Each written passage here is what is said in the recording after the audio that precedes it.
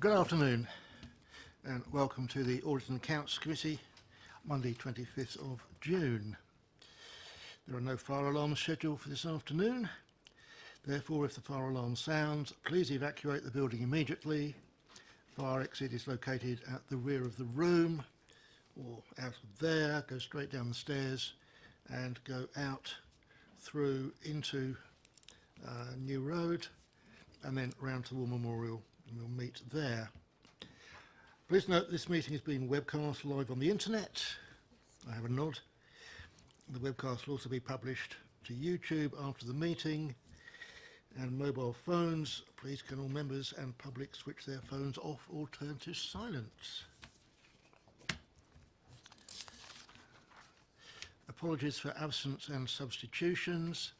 I have apologies from David Leakes, who won't be with us this afternoon, and as I understand it, Councillor Grant is replacing Councillors Harvey and Potter. So they have great faith in you. I think it's one or the other. Any declarations of interest to declare at this point? No. And we have to appoint a vice chair. To appoint the vice chair of the Audit and Accounts Committee for the 18-19 municipal year, can I have nominations, please?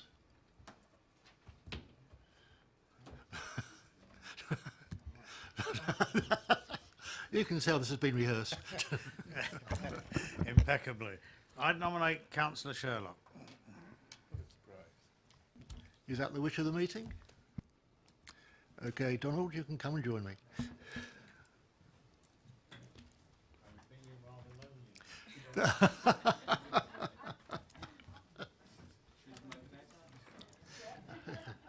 I think you're substituting Ronally as well. We expect to hear a lot from you. Any urgent matters? None.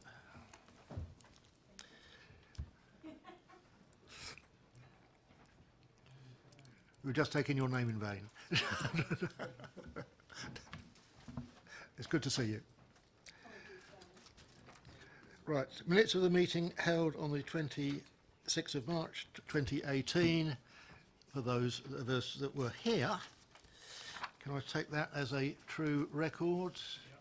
Thank you very much. I will sign those in a minute. We can move on to item 6, Treasury Management, and Philip Hood is going to introduce. Thank you, Chair. The report in front of you is the final report for 2017-18, so it's summarising the performance of the Treasury Management function over the last year. As you can see, the report is for noting by this committee and also by Cabinet and by Council. And if there's any comments that the committee have got on the report, then we can pass those on to Cabinet as well. As you can see from the Treasury Management report, we've followed best practice, and that's why we bring this report to you. Interest last year was £2.677 million. Sorry, it was £122,000 above our budget of £2.677 million. And that money's been added to the interest risk reserve. The overall return, although we were up on income, we were actually down in terms of the overall percentage return. Seems a bit of an anomaly to start with. So we got 122,000 extra income, but our return was 1.62% rather than 1.83%. And the main reason for that was that we had more cash that came in during the year than we'd expected. We didn't spend as much as we thought we might have done, and we were therefore having that money at lower interest rates, the short-term interest rates. So although we got more interest because we had more cash, the actual return on it was a bit lower. So we achieved 1.62% as opposed to 1.83. Interest rates, as a graph in the report, shows just how challenging they still are. In chart 2 are 4.4. That's just showing you there the level of returns that we can get at the moment. So if we lend money to the government, for example, a 10-year gilt, at the moment we achieve something like 1.3% in interest from secure government lending. So it just shows you how difficult it is to achieve a good level of return. And in terms of our overall performance, if we look at the appendix, let's get the right appendix number, appendix 4, it shows how the council's performance compared to other authorities, and you'll see that we're at the moment on the top table there. I'll just let you get to that page. So that's on page 34, appendix 4. The little blue dot in the top left-hand corner is showing the return that we achieved on our internal investments and the level of risk. So we were in a good position of having a high level return and a low level of risk. There's actually 135 other councils on there, if you were to count all those little dots on there. And we were the one that had the highest level of return, and we had for that level of risk. So that's a good achievement there. Total amount of investments at the end of March 2018, 149 million, which is about 15 million less than we started the year with, and partly reflects the fact that we spent 15 million during the year on new property investments. The external funds that we have, for those of you that were here at 1 o'clock, we had KPMG who were doing a summary of the performance of our external funds. We have 40 million in diversified credit funds, and the return achieved by those was 2.29%, so significantly above the sort of current or the short-term interest rates are about 0.39%, and that generated us an extra £760,000 over the year. So a significant amount of additional income beyond what we would have got if it had been invested that money at short-term rates.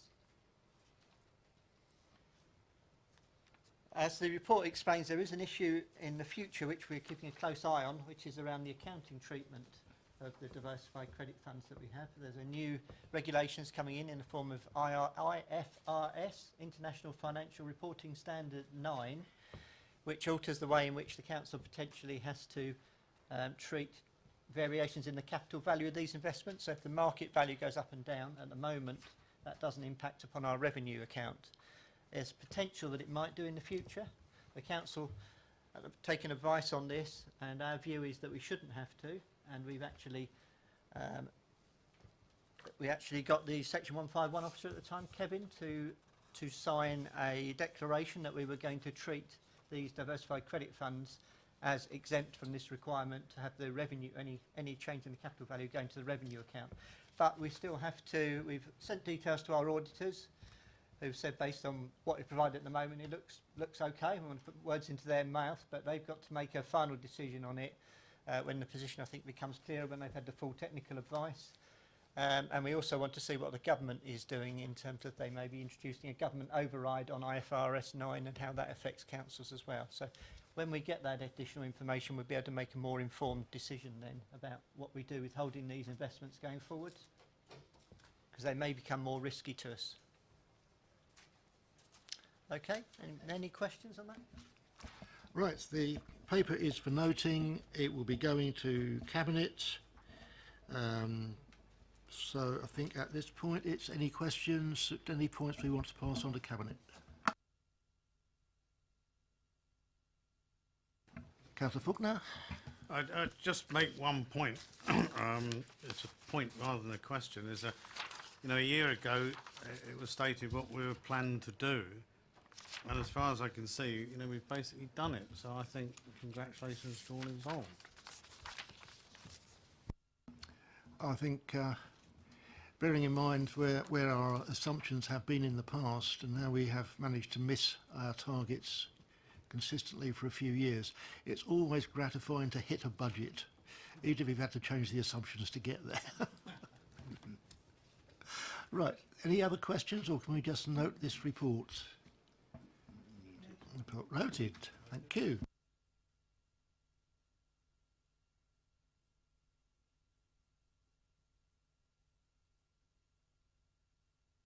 Moving on, item 7, the Property Investment Strategy Implementation Report, Crew 4. Once again, it's for noting before it goes to Cabinet. And I'll pass it over to Mr. Kapoor to present. It'll actually be myself. It'll be myself, Charles Hawkswood, I'm the please, Property Charles. Investment Manager. With pleasure. Shall I do my bit and then you can perhaps... Always a pleasure to see you, Councillor.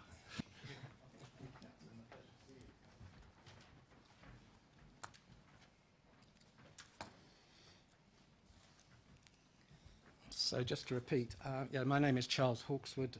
I'm a chartered surveyor, qualified for 30 years. I joined the council in March of this year as an interim property manager responsible for the investment portfolio. So turning to the Property Investment Strategy Implementation Report, Q4 2017, the headlines are: the investment portfolio was valued as at 31st of March 2018 at £296 million and a rental income of £16.5 million. 3 new investments were acquired, producing an additional income of £1.05 million, increasing the income on the portfolio to £17.55 million. Under item 4, under item 4, under commercial investments, I can page 45. I confirm that there were 3 new investment acquisitions at the end of last calendar year that were carried out, that were reported in the last 2 quarters of the Audit and Accounts report, namely the distribution warehouse at 1 to 4 Armstrong Road, Danes Hill, 2 modern warehouses acquired at 1 to 2 Stradley Road, Danes Hill, and 2 retail warehouses at Winchester Road. The financial data of these transactions can be found in Appendix 1 on page 52.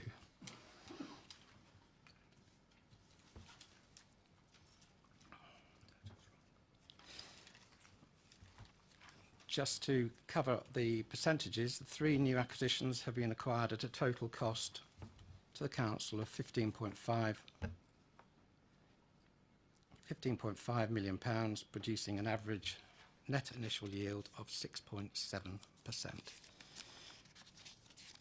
It is just worth highlighting there is one correction that's required on that same report, is the far right-hand column, valuations as at 31st of the 3rd, 18. It says 5.658 million. That's incorrect. It should be 23.958 million. So that's the only amendment. So in carrying on with the investments, investment acquisitions, a 4th investment was the acquisition of the long lease interest of Ringway House, Bell Road, Danes Hill. The council have exchanged contracts to acquire the 55 years remaining on the head lease for £450,000. The council's freehold interest was producing previously £61,000. The terms of the new deal involving Veolia for a new depot on an occupational lease will produce a rent of £140,000. This means the council receive an extra £79,000, and based on the price we paid for the property, £450,000, it equates to a yield, a net initial yield of 16.5%. So if we then refer back to the table on page 52, the net initial yield of the properties acquired to date is, the average of the 3 is 16.7, but this, sorry, 6.7%. As you can see, this new acquisition will produce, based on the money we spent, 450,000, it produces 16.5%. So a very nice investment that's been acquired. The Ringway House transaction is due to legally complete in July 2018. Currently there's contractors on site after the demolition of the office building. The land has been prepared for Veolia's occupation, and they put a new entrance in, and the site is being covered in macadam for a new surface yard. So, in summary, based on the property investment strategy that allocated £30 million towards new property investment acquisitions, taking account of the £9.5 million allocated for the Eli Lilly deal, there's roughly £5 million left unspent. We are continuing to work with our agents, Cushman & Wakefield, in terms of identifying opportunities in the marketplace so we can allocate that final figure of £5 million.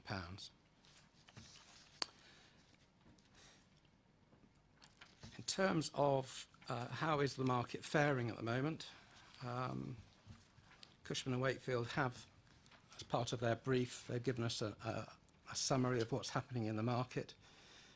They're advising us that it's still a very strong market, but activity in London, in the London area, is falling. Areas that have seen substantial growth was Wales and Scotland, the North West and Yorkshire. And interestingly enough, the three worst areas were the North East, the South East and London. They're all down.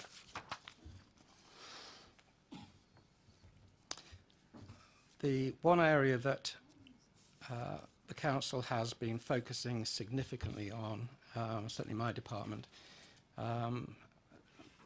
aside from in the acquisitions, is working on re-gearing the property investment head leases. I don't know if you are familiar with, but the rent that we receive accounts for £16.5 million, accounts for rents received from ground lease income. So it's a very substantial section of the portfolio that is derived from ground leases.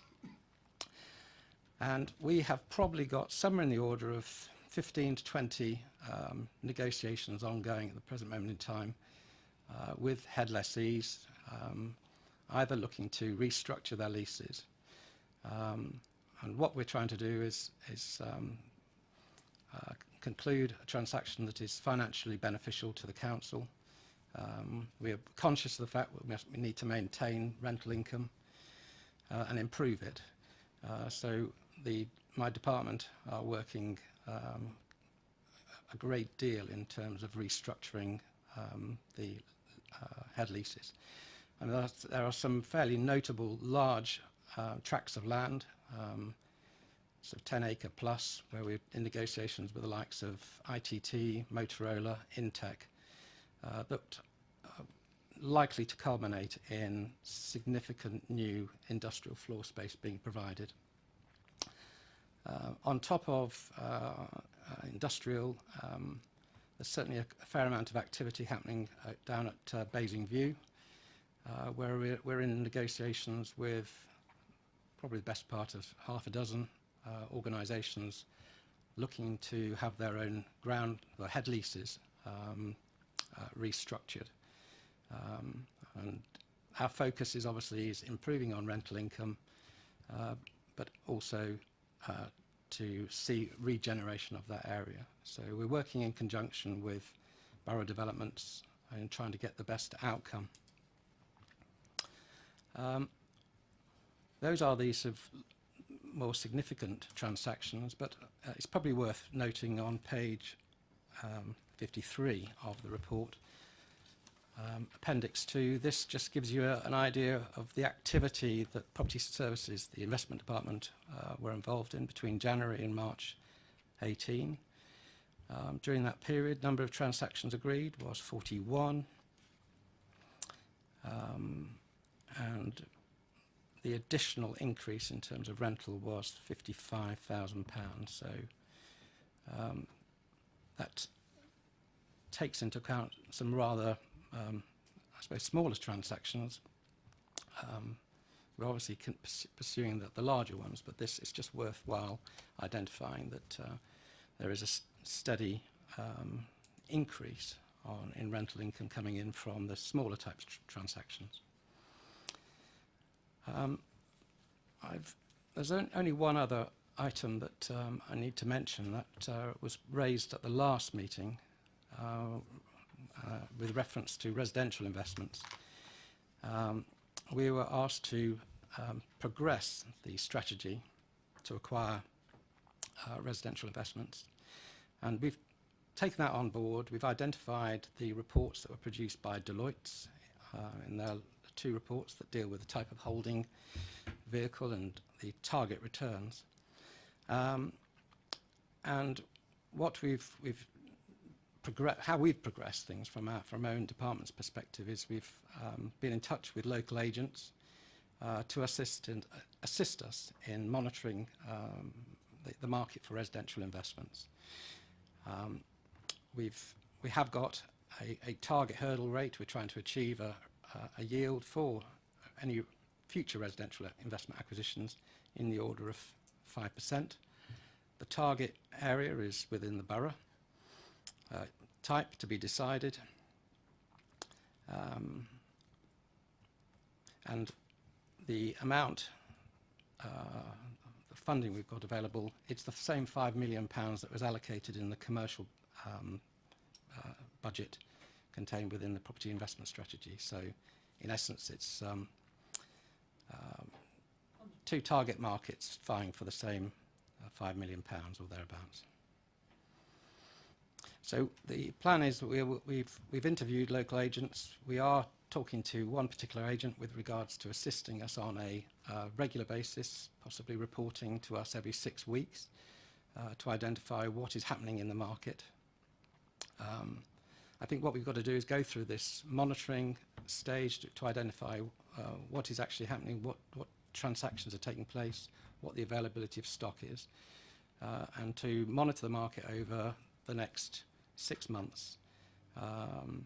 If we find a very special investment, then obviously we'll raise this for the property investment panel to consider.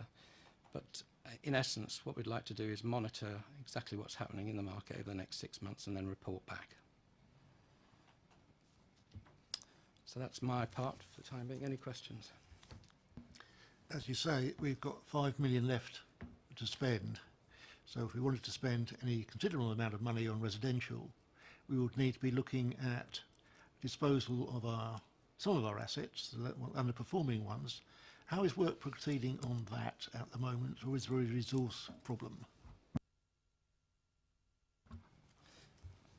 The primary focus of activity is on reviewing the existing portfolio, and part of that review is to identify those assets that are underperforming.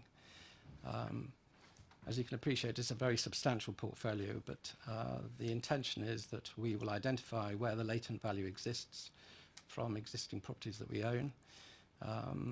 We'll be looking to restructure, and the intention is that it may result in additional capital receipts, but the intention is that we recycle that money into new acquisitions. I'll be quite frank, that there is our work is definitely cut out in terms of reviewing the existing portfolio.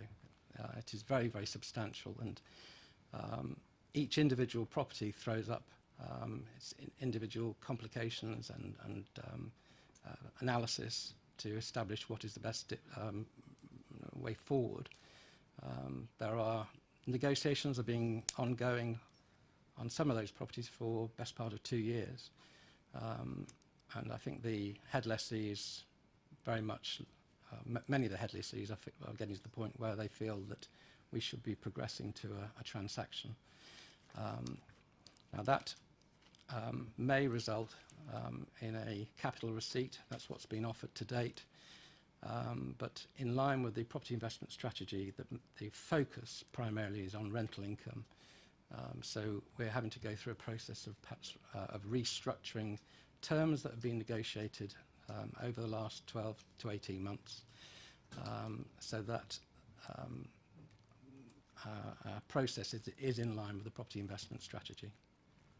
So in answer to your question is, yes, it will come in time, but I think what we're trying to do is identify what I consider is low-hanging fruit, opportunities that potentially may not involve us putting any money in at all, but increasing our rental return and potentially a capital receipt.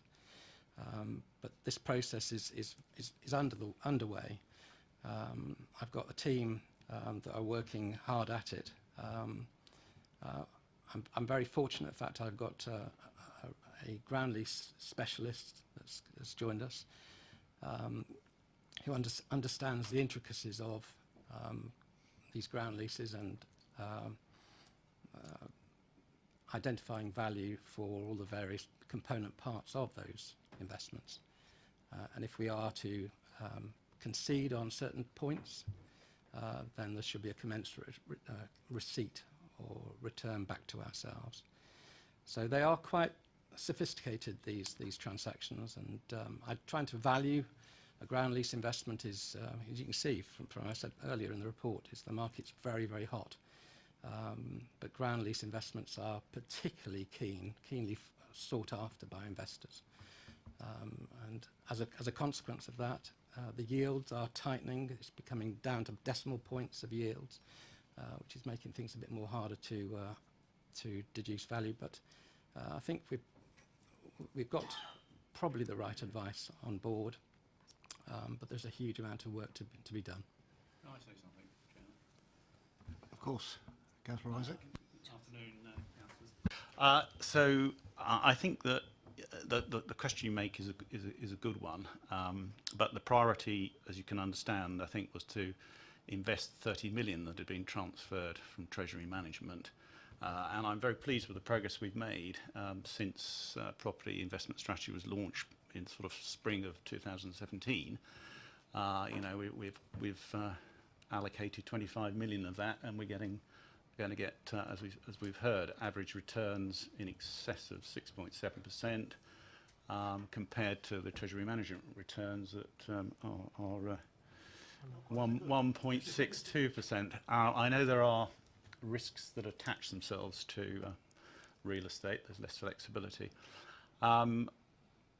Clearly, the property strategy also involved a modernisation of our property portfolio. That was one of the main raison d'etres for the property investment strategy, and I'm clear that is the next priority, if you like. And I think really some of these lease re-gears that are going on are part of that, because a lot of those will generate extra income for the council if they all go to plan. I think it's interesting that this is sort of coinciding with a lot of commercial properties in Basingstoke, where we have the freehold becoming outmoded as the years have gone by, and so this provides an opportunity for us to talk to existing long leaseholders who are keen to redevelop their sites or get out of the sites, but in order to do that they need a modern lease, and so we are being receptive, while of course making sure that we look after the council's financial interests, but we are being receptive to those approaches to restructure leases, and there'll be more of that coming out. On the question of sort of £5 million now remaining, we did at Cabinet in May respond to the resolution at full council asking us to include residential investments in the property investment strategy, and that has been actioned in the May Cabinet decision. But that Cabinet decision, which followed on from a substantial piece of work that had been done by Deloitte for the council, and I think for EPH, I think the sensible conclusion there was that if we're going to do something meaningful in terms of residential development, accelerating provision of affordable housing and so forth, it's got to be on a rather bigger scale than £5 million would allow. And that's why there's further work that is going to be required. We're looking at the broader picture in terms of the council's investment in residential, and clearly Manydown is going to figure largely in that, and That was specifically referred to in the Cabinet decision in May, and we've got Urban and Civic now on board, and we are talking to them about a business plan. And I'm clear that as part of that business plan, there will be we'll be looking at the options for the council to invest its money in bringing forward residential development and new houses for our residents. So I think there's a very clear acknowledgement at Cabinet level that this is an important piece of work to be done. Thank you. Throwing it open, Councillor Faulkner. Yeah, taking up your point there of what was discussed at Cabinet, as an idea, should the residential element be taken out of this property fund of the 30 million and dealt with as a separate issue? I.e., we need affordable housing, we need housing, but is it clouding this particular fund and should be taken out separately? Well, I think we're doing both. I think that we are responding to the full council resolution, and officers are looking at opportunities for spending that £5 million, not to the exclusion of commercial investments, but equally, your point is well made, that we need to look at things in a bigger perspective, and on a larger scale, and not least in relation to many down. So, in effect, that is what's happening. Councillor Cubitt. Yeah, hi.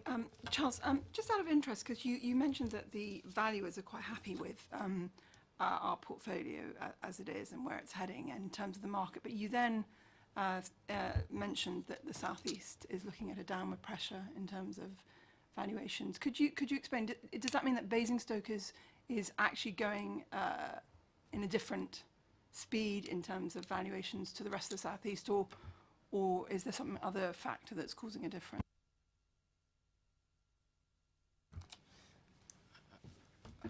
Obviously, with Basingstoke being located in the south, it's identified that there's a lot of, obviously, heat in the market, and we're looking for alternative locations. Well, sorry, the market is looking for alternative locations other than the south. In terms of addressing your question, Basingstoke, I think, is fairly unique in that it does represent value for money. I think there are certain locations that are benefiting this general location. For example, Crossrail has had a significant effect, or beneficial effect, on what's happening in Newbury and in Reading. And as a result, you've seen investment values soar in that location. So Basingstoke probably, in comparison, is probably looking not as expensive.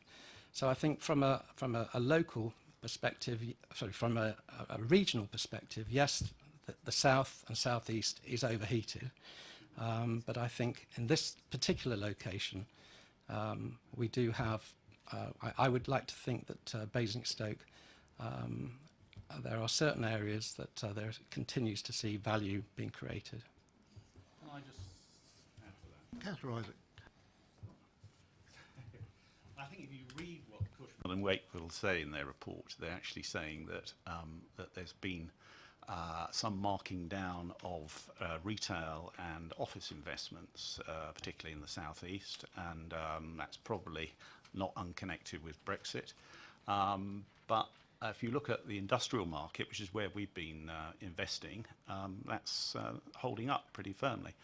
And so I'm quite clear that where we've been directing a good deal of our investment is in the right place. But the point about yields is, of course, that they do move up and down depending on market sentiment and what's going on in the financial markets and so forth. But what they all involve is a contract with us, between us and the tenant, to pay the rent, and therefore what's very important is the credit risk that we're taking on when we make these purchases, plus the underlying value of the real asset, the real estate underneath it. So I think what we've been doing has been soundly based. We've taken proper professional advice on this, and I think they will turn out to be good long-term performers. Charles, just out of interest, because one of the things I've been very concerned about is the fact that we have this big commercial real estate portfolio. And when we have meetings and discuss it, and we've also been increasing our exposure. And for me, my background as banking is I like a spread of portfolio. And I've always been slightly concerned about the fact that not only did we have an enormous commercial real estate portfolio compared to any other local boroughs, but that we were increasing it. Given that you're new to the council, relatively new, I don't believe I've ever seen a comparison between the existing portfolio, the legacy portfolios, which stem from when we were created as a new town, and the Basing View, and the valuations of that over time, and the valuations of the yield that we generate per annum on that, as opposed to the new investment. And what I'm slightly, I might have missed it, but in 1.2 you mentioned the valuation of the portfolio, but I don't think I've ever seen a stripping out of the two. Have we been given that? Because if we're revaluing and renegotiating, are we seeing a reduction in the value of some of our legacy portfolios at this juncture, and an increase in the ground rents, or are we seeing an increase in the underlying value and an increase in the ground rents? And of the 16.5 over 296, how much of that is coming from a couple of the properties? Because the average yield is implying 5%, I think, is roughly. But are there some that are paying a lot more because they're legacy, and some that are paying a lot less? So just in your professional kind of opinion, the general feel, having arrived in the council relatively recently, and the management of this portfolio, it's pretty opaque for us as members, and something I'd be interested in your views, professional views on. I think we can look at Basingstoke in the same light as many of the other new towns. At the same time they were created. Many of those new towns were created by the Commission for New Towns, and those assets were disposed of subsequently. Basingstoke is actually quite unique in that they've managed to hold on to their portfolio. But what I think what was originally created was, obviously, the land asset was there. It was up to the local authority to create development opportunities, and as a consequence of that, investors came in, developers came into the town, identifying potential opportunities. So what started off really was a portfolio that was heavily ground lease or ground rent orientated, and what's happened since that point in time, it's a consequence of time. As time has progressed, these ground lease investments have fallen away. There is very much focus on behalf of the head lessees to protect their asset and look to try and improve. And I think from the council's perspective, there were peaks. There certainly has been peaks and troughs in terms of activity. But what we're now seeing is a change, and what we've got head leases that were created that were historic. Many of them were now, when you look at them, are probably seen to be out of date. archaic. Many of those ground leases are 25-year review patterns. Some have got 14-year review patterns. So what we're trying to do now is identify in our negotiations with the head lessees a method of trying to reduce the longevity, really, of the timescale from when the rent is received to when we see the next increase on review. So we're going through a period, really, of transition. And as I say, it's a consequence of the product that was created back in the 60s or thereabouts. So I agree with you in terms of it'd be very interesting to see what the return back down. It's worthwhile doing an exercise. But it's so significantly different now. And we can't rest our laurels, I think, on the previous strategy. We've got to identify opportunities, work with prospective investors, existing head lessees, to try and create a different type of product, really. And it may be us working in conjunction with those head lessees in joint ventures and the like, that we can see a more balance. So the portfolio will end up, I see, being balanced between ground rents and occupational rents. And we've got to be very careful about ground rents are a very safe investment. We can't lose sight of that. The one, in the event of a head lessee defaulting, then what would be quite a small ground rent, the potential upside to us would be as we get the property back, potentially with vacant possession, and the potential upside in terms of renting out a building as opposed to a site is significant. But it doesn't happen very often. Obviously, banks, if they've lent money to an investor, the forfeiture clauses are normally in favour of the head lessee. Please. Thank you. So I agree with Councillor Cubitt. We do need a balanced portfolio of investments, and I think we've got that. But I think it's worth noting that the large property portfolio that this council has had for many years now has served us very well.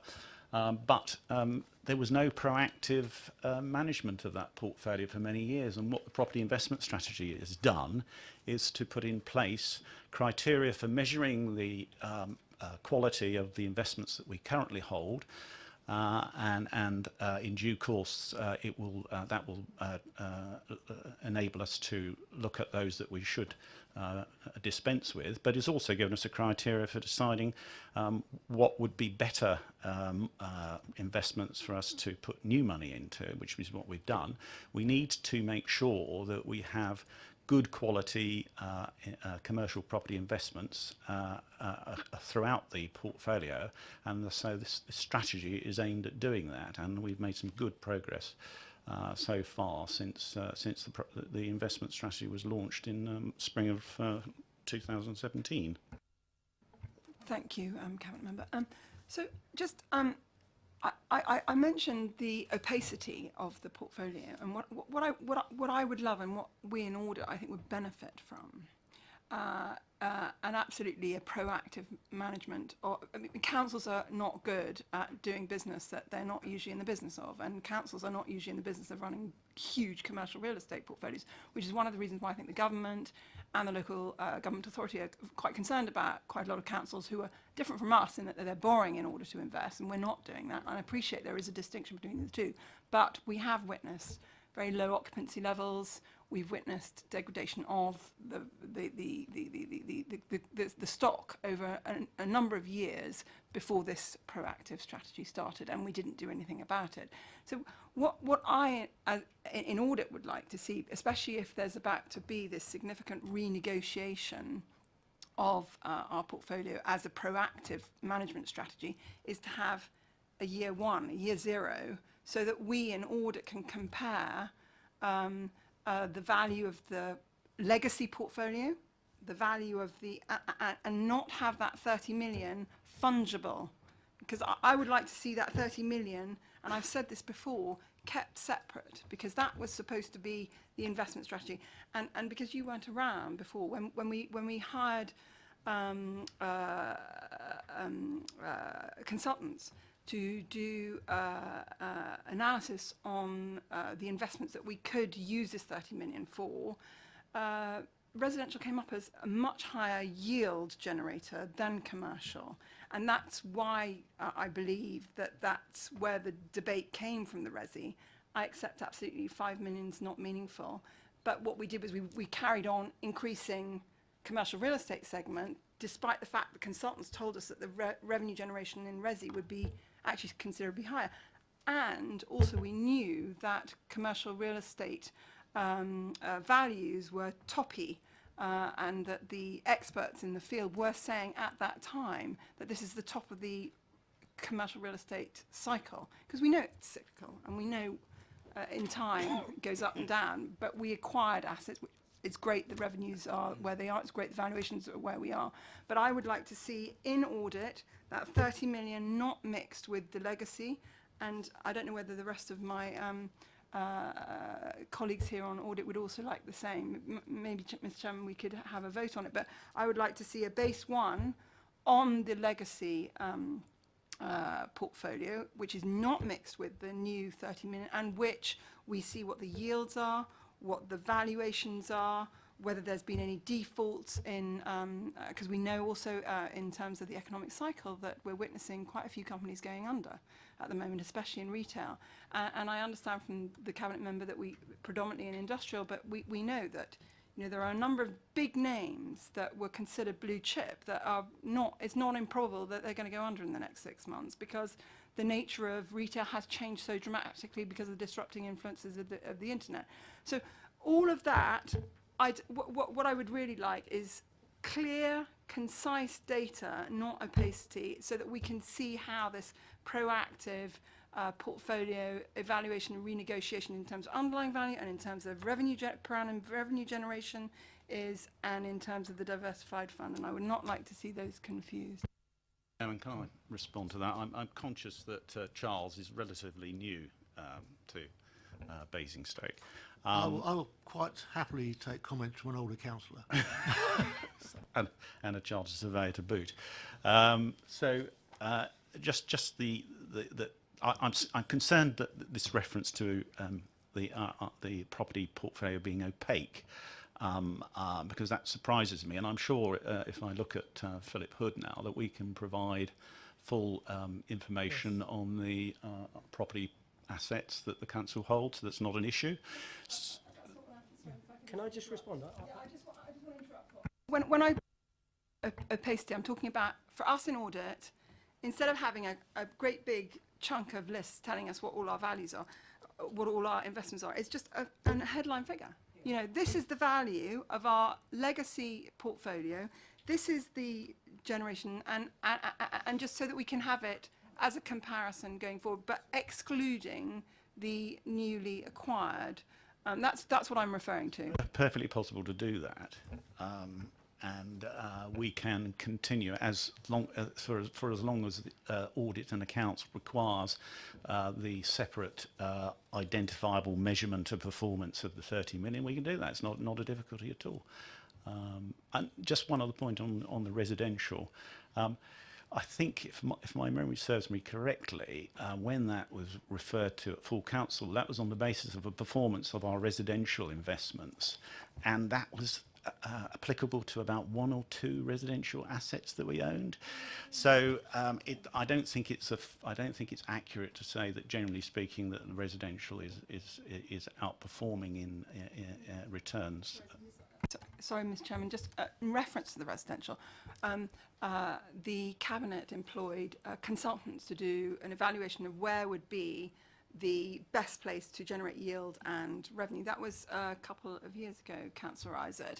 And the conclusion of the consultants was that the highest yield, were we to invest some of that 30 million, would be from residential. But we, in the end, as a council, decided to increase an existing commercial real estate portfolio as opposed to going in the residential route, despite the fact that consultants did advise us that the revenue generation.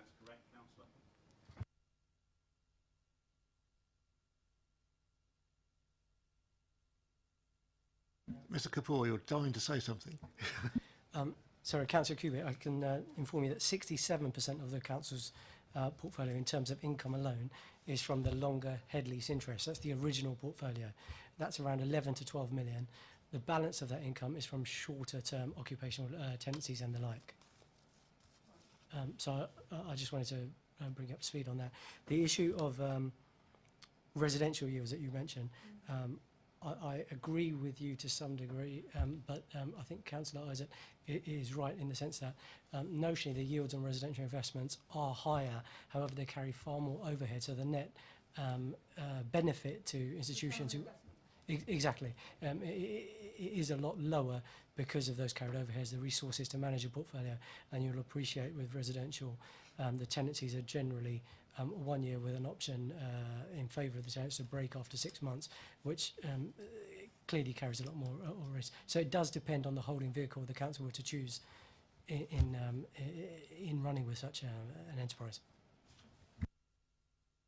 Yeah, just on the resi, I think the way that we in Audit had envisaged when we received this consultancy was not for it to be us as a council to individual residents. So I think it was more to a specialist that would then build, and then the yield would be on top. So it wouldn't be micromanaging, because that's the whole reason why we divested from our housing associations in 1996 and raised £10 million. So it would have been with us and, say, a housing association or whomever. In conclusion, I appreciate very much the Cabinet agreeing to continue to have this 30 million kept separately. I would like it kept separately, Chairman, if you'd agree, until we decide that we don't want it kept separately, because when you run an investment fund, you don't then mix it with an existing fund, because then you have no way of comparing the generation of revenue and the increase in capital investment. And I would be very concerned if it were to be added or integrated into the legacy portfolio. As a comment from this committee, I think that can be minuted. But certainly there will become a time when it just becomes part of the general portfolio and we no longer need it. With great respect, Mr. Chairman, it was an investment portfolio, and therefore it's very unusual with an investment portfolio to say over time that it can then suddenly become part of another portfolio. If you are to evaluate the efficacy and the return on an investment fund, that investment fund has to be closed out. It doesn't usually get incorporated into other areas, I think I'm right in saying. I don't know whether the head of Director of Finance can comment on that. I'll ask Mr Hood to comment. I can absolutely assure you that we will continue to report this 30 million separate. That's why we have it coming every quarter to this committee, because we're looking at the progress of the property investment strategy. You can see in the appendix here, we've got it separately, so we'll carry on providing that separately. If that changes at some point in the future, we can alter it. I think that covers that point. Just in terms of the cycle on commercial real estate, Charles, just really appreciate, where do you see the next three, in the near term, the commercial real estate market going? Well, I think it's going to vary between sector and sector. I think you've got to break down all of the what is happening generally in the marketplace. If you break it down into whether it be retail, office, industrial, residential, land, they've all got different issues that affect them. I think we all know, for example, that the retail sector is, or the difficulties are well known, and I think you'll probably find that the stronger centres are going to get stronger. The weaker centres are going to wilt significantly. From an industrial perspective, I think this is seen a massive boom as a consequence of the internet.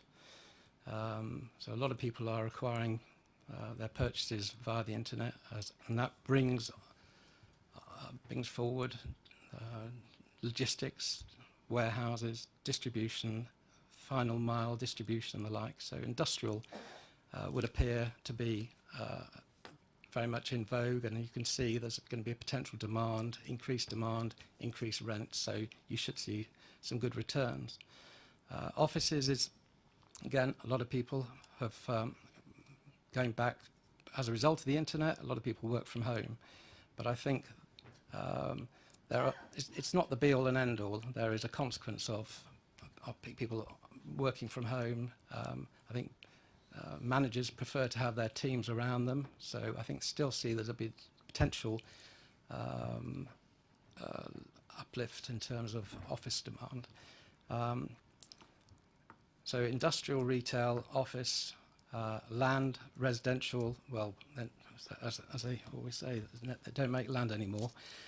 So I think land banking or land acquisitions, certainly I would see that is going to be significant. But equally, from a local authority or government perspective, taxation is an issue in terms of building regulations, planning conditions, Section 106s, Section 278, the sill levy and the like. So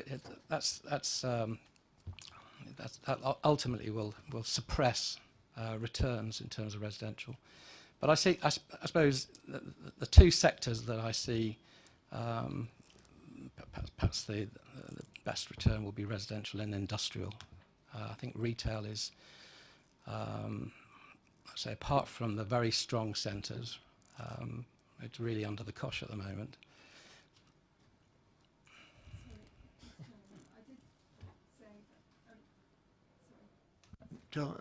Thank you, Mr. Chairman. Just one, if you would indulge me to one last, I had said last time, because the reference to retail is very relevant to decisions elsewhere. And given that we all love our festival place and we own part of it, because part of it was the Cadogan estate, which is no longer, and then part of it was us, which we ended up acquiring the residual amount from St Modwyn's when they had financial difficulties. Is the impact on our is the impact on our valuation of our part of Festival Place, which according to our local plan we must not cannibalise, and the impact of the new retail space that we're permitting to take place in the leisure park, and it has concerned a number of us for a while that there was something that didn't quite add up, because we know retail's under quite a lot of pressure at the moment, and we know that we are holders of assets in Festival Place, and we know that the disrupting influence of the internet is such that it is, that having new retail space in the same town at that time could be a kind of perfect storm for our Festival Place, which we've always been concerned about. Mr. Chairman, can I answer that, please? You can. Because I think Charles has got the has had the time here, or has had the involvement in things like the leisure park. So I think if you look at our shopping offer at Festival Place and the malls, occupancy rates are high. Festival Place is a top 20 UK shopping centre, and I'm confident that, and that's borne out by the reports we've had from the experts, that it's in a very good position, despite all the difficulties that are affecting retailing generally, not least with the revolution that's taking place through the internet. So I think we've got a very well secured investment there for the council. It is one of our major investments, and as freeholder of Festival Place, and also direct owner of the malls. So I'm confident about the future. We've got proposals for the leisure park, but it hasn't got planning permission yet. It's some time off. We're not looking probably at that coming forward and through until 2023, 24, 25. And we're going to be making absolutely sure that there isn't cannibalisation if permission is granted for the retail element of the leisure park. So there won't be cannibalisation. I would like to think actually that with all the new attractions, the leisure and the retail high quality retail at the new leisure park, that actually it will bring more people into the borough, and it will be beneficial generally, both in terms of existing retailers and for jobs for our residents. Right, taking Councillor Cubitt at her word, that was her final question. Has anybody else got any questions that they'd like to raise? I'm looking at Councillor Westbrook in particular because I can see you scribbling away there. Okay. The report is for noting. One thing I would say before we go to a note, when we set up the investment strategy, residential was always considered to be an element of it at some point. And the amendment went through council to say it should be considered now. And my view at the time was always, if we don't look at it now, by the time we decide we want to do something, we wouldn't have looked at it, so we've got to start looking at it again. So it's always good to look at something as a long-term prospect. We were always looking for revenue, and the easy money was in industrial. That was where it was going to come from. So that doesn't surprise me, and I don't think we need to start jumping up and down about it at this stage. So can we note the report? Yes. Noted. Thank you very much.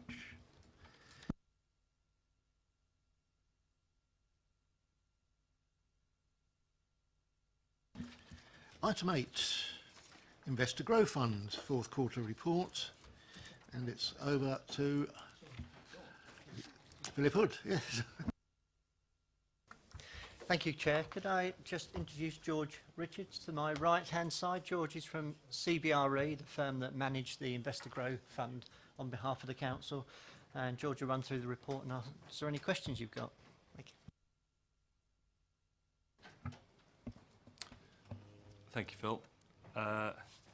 Good afternoon, everyone. My name's George Richards. I'm a Senior Director at CBRE Capital Advisors. And I'll just run through the fourth quarter report for the Investor Grow Fund, as you have presented to you. So you're all very familiar, I think, now with the objectives for the fund and the strategy itself, so I won't revisit that. Happy to answer any questions. But what I'm pleased to say is that in the last quarter, we have made our first investment, and the target does remain, the fund does remain on target to be fully invested by March 2020, as we set out at the outset. So this report really does three things. Firstly, provides an update on the commercial and residential lending markets. It also provides a bit of a focus on that first investment by the fund made in quarter four, and provides finally an overview on the three core sectors, which are commercial, housing and renewables, with a particular focus over the last few months on that residential aspect and sourcing new opportunities for the fund.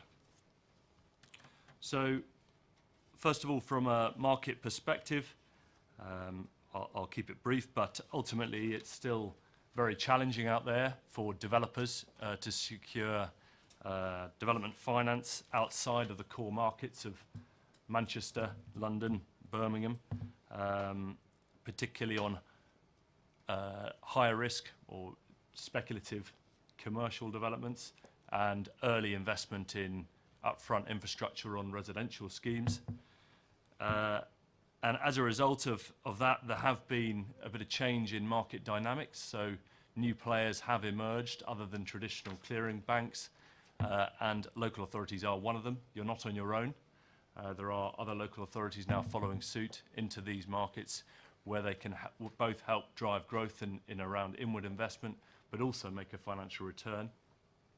But I'm pleased to say that you are one of the front runners in that. So really, as I said, there are a diverse range coming forward, and that's set to continue.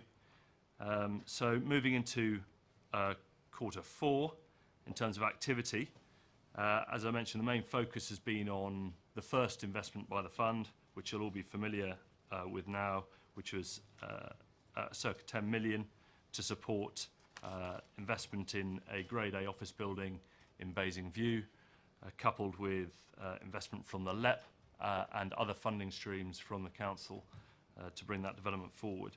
Now that's set to achieve in excess of 5% return over circa 2 years, at which point the monies will be recycled back into the fund to be available to be invested elsewhere in other projects in the borough.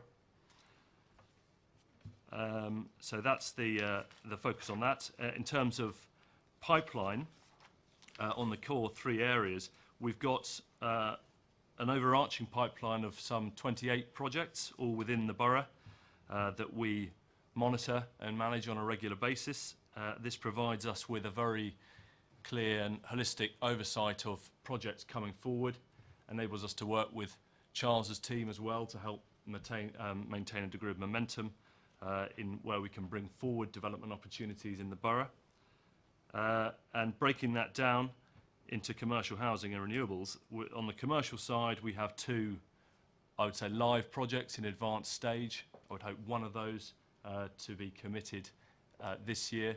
Both of those projects do have an interrelationship with Charles's investment strategy, so it does revolve around looking at ground lease restructuring to enable that land to be released, that the investor grow may then support the said developer in bringing those forward. The second strand is around housing, and I said the last quarter has been a big focus on housing. Huge credit actually to Tim Davis, officer in the housing team, who we've been working with very closely, building off the affordable housing programme. So getting really under the skin of all those live affordable housing projects that have affordable housing within them in the borough, and where we can come alongside, whether it's on the RP side, the registered provider, or through the developer itself. And he's been very helpful in providing that detail, enabling us to initiate the relevant discussions are there. Now, that's not to say that's the answer. You still have to really push hard, and you have to tick a lot of boxes to get over the line.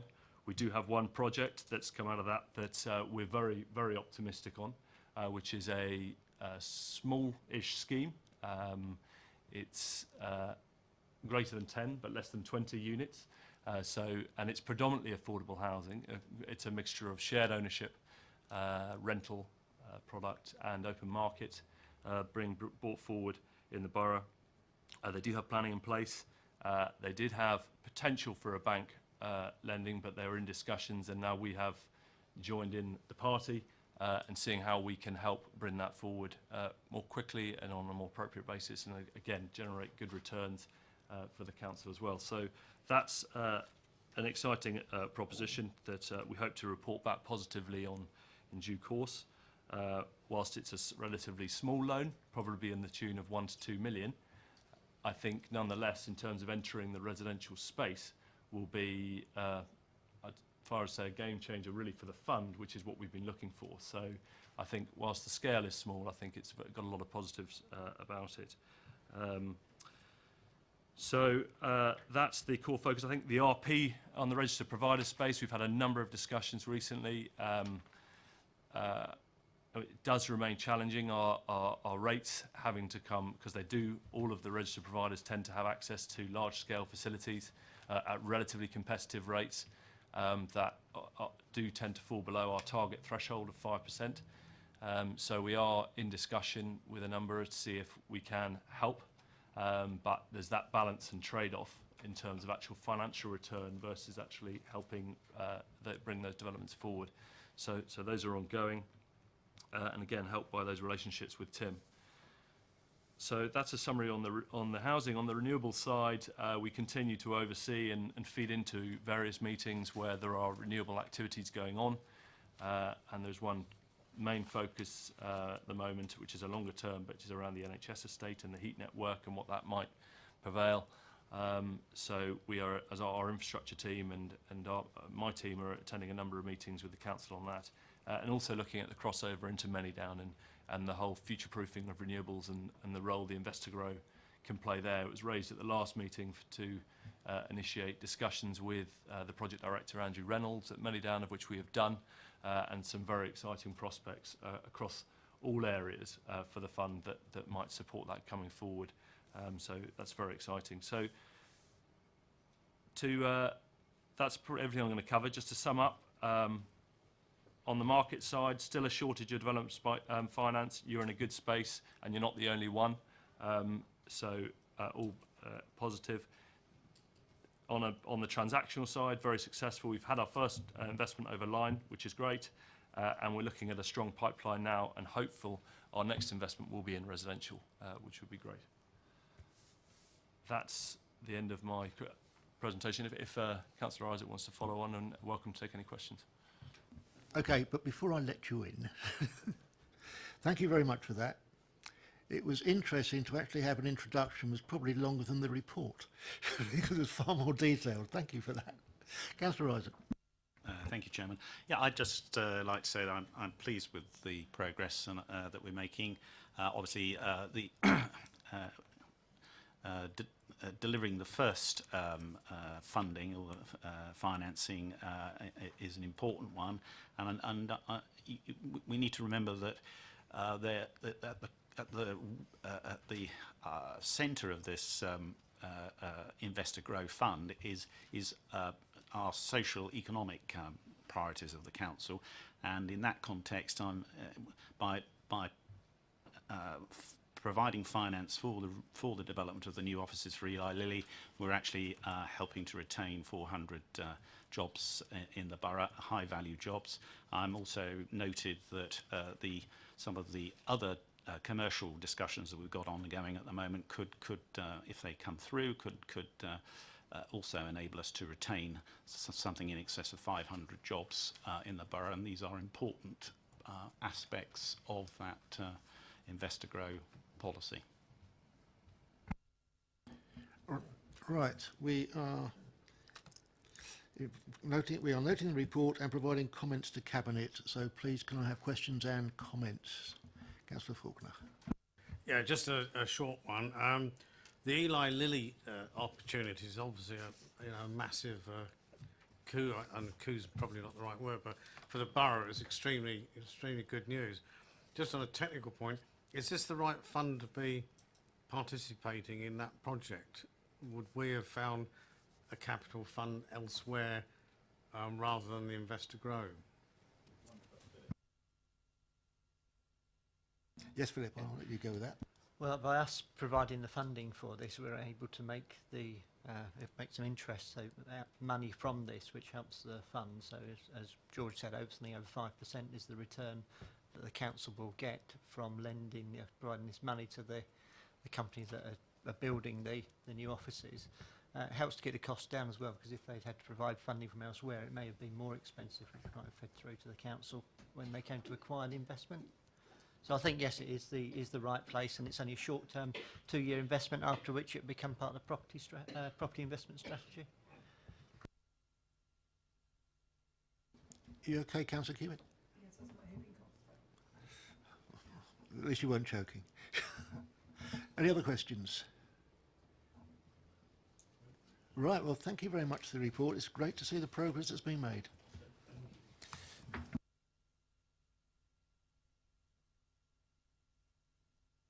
We have noted. Item 9, the Internal Audit Annual Report for 17/18. The recommendation is slightly incorrect. We are noting the report, not approving it. I have been told quite strongly by Internal Audit that they don't need approval.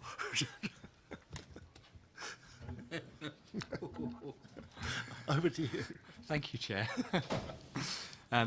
Hello. This is my annual report for 2017-18, where I give my opinion on the Council's control, risk management and governance processes within the Council. My opinion can be found in paragraph 5.4, which you will see on page 68, where I'm giving a substantial assurance. And the rest of the report really gives you the detail behind how I've come up with that opinion. So, for example, Appendix 1, which can be found on page 71, gives you the list of all the assurances we've given for all the individual audits throughout the year. And for reference, I've indicated the audit committee where that executive summary was presented to you. And as you can see, they're all full of substantial assurances, of which there's 14 of each. And just want to refer you to Appendix 2, which can be found on page 73. That gives you a 5-year view of the control environment of the council. So if you had a particular interest in a particular audit, you could actually trace how the assurance levels have progressed. I would just like to quickly refer you to paragraph 6.3, which can be found on page 69. I have to conduct a review against the public sector internal audit standard, and this year we have got full assurance, full compliance with that standard, and I did ask the Chief Internal Auditor of Gosport Borough Council to effectively do a peer review on that, so he confirmed everything was found to be in order, and his statement was also in paragraph 6.3. I'm not going to add any more than that, so I'm open to questions. Thank you, Chair. I think the members of the committee who were here last year have all seen this before. Therefore, if there are any questions, please raise them. But I'm looking very much at the new members who will be unfamiliar with this, who I will be surprised if they haven't got questions. Right, are there any questions on this? Or yes, Councillor Cubitt. Just, it's my usual bugbear, but you mentioned later on about on page 119 the property investment strategy, and it's mentioned elsewhere also on the asset register. It's you mentioned it again. It's the 200 since 2011, but it doesn't appear on this sheet, because I would expect to see red, a line going all the way down since 2013, because we know that the 2011 deal hasn't been dealt with yet. So I just wonder whether you could explain to me why that's not on this sheet. Yes, thank you, Councillor. The red relates to where we've given a limited assurance to an audit, and we have not given a limited assurance across the board for those particular audits. So when we present the executive summary of the audits that we provide, we give you that full, substantial, reasonable, limited, no assurance. And as you can see from the history, for the asset register, we only gave a limited assurance in 2015-16. Although we still have those outstanding issues, we are happy with the control environment. So we've taken that all on board when we carry out our audit, which has obviously been presented to you all in the past. I think you want to try and avoid confusing a limited assurance with a fundamental recommendation, because they are two separate things. I fully appreciate that, Mr. Chairman, but how can you have a fundamental that's been outstanding since 2011 and still be able to give it a substantial assurance? Because the recommendation was in relation to a new system, and if you look back at our audit reports, we were saying that the new system will give you more efficiencies in terms of processes. The control environment has been there, it's just been a sort of manual, long-winded process. When I read through this, there were definitely sample testings, and there were issues that were found. And despite that, and despite the fact there's a fundamental, you still gave it a substantial insurance. And I just wondered why you were happy to do that, given that there was a number of inconsistencies that were identified on the specific audit in relation to this issue, which we know has been outstanding since 2011. It's because of we actually audit processes, and yes, you do a sample test, and we find anomalies in all the audits we do, and we do have those discussions with the manager we're auditing to verify the issues, and we resolve any issues which come out of recommendations, which obviously got the fundamental recommendations. But again, I go back to the fundamental recommendations are more on the creation of efficiencies for the council rather than a control issue. I think that covers that point. Anything else?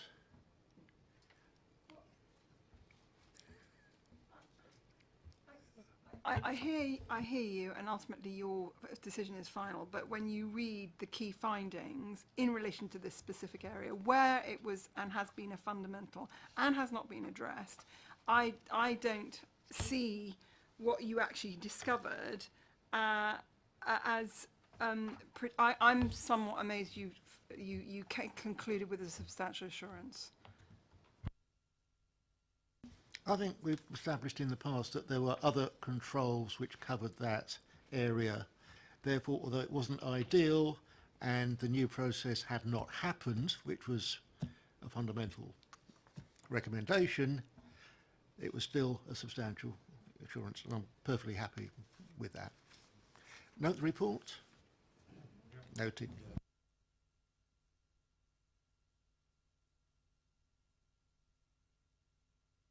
Right, meat and gravy time. Internal audit progress report, March to May. Once again, we are noting the reports, but obviously we will comment. And it will be introduced by Mr. Bevan. Thank you, Chair. Yes, this is the meat and gravy, as we've been referred to.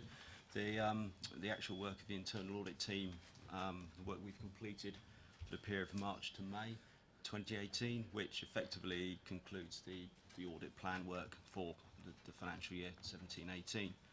And the report also shows the latest position with the outstanding recommendations that we've made during that time.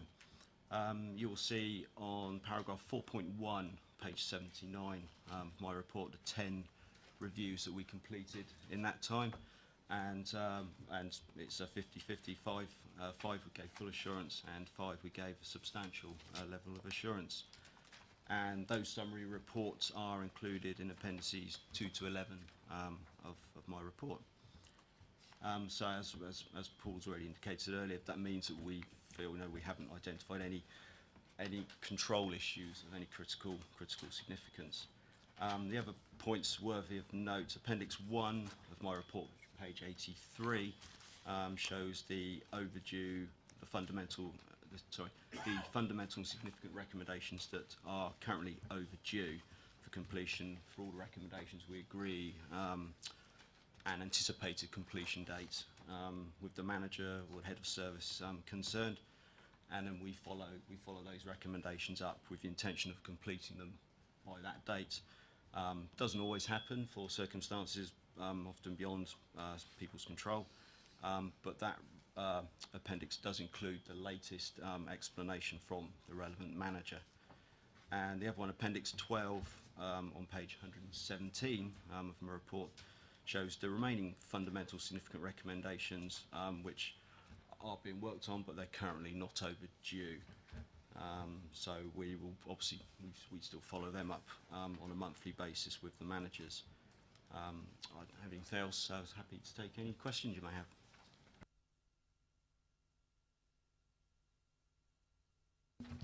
Okay, do I have any questions? We've all been through the report, and I notice on appendix 1, on the overdue recommendations, several of them refer to the Constitution, which I am usually told is the fault of councillors, not the fault of officers.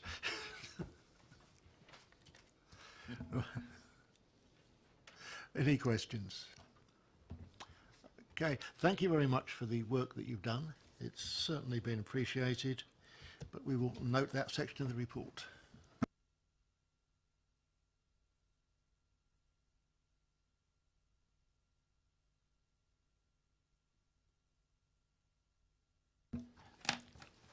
And we can move to item 11, the fraud update, protecting the public purse. The report is for noting, and it will be Mr. Gundry. Thank you, Chair. This report is builds on my report to committee in December, which was giving you a progress for the first half a year on the fraud.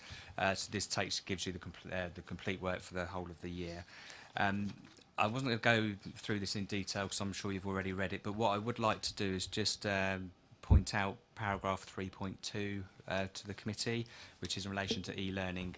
There's an e-learning module which is mandatory for all staff, but it is also available for councillors, and it has been publicised on the members' news, which you will have access to. So I would encourage you to give it a go. And if you have any questions out about e-learning, or want any further information or a bit more detail from that e-learning session, then please do give me or one of my team a shout.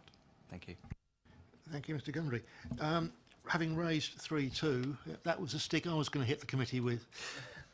Please, there is e-learning out there, especially on fraud and on GDPR now. These modules are worth looking at, they're worth going through. I'm not asking you to necessarily complete them, and if you don't get a high enough percentage, then please go over it again, which is what they make the staff do. I realise you are adults, though sometimes I wonder. But please, the e-learning is there.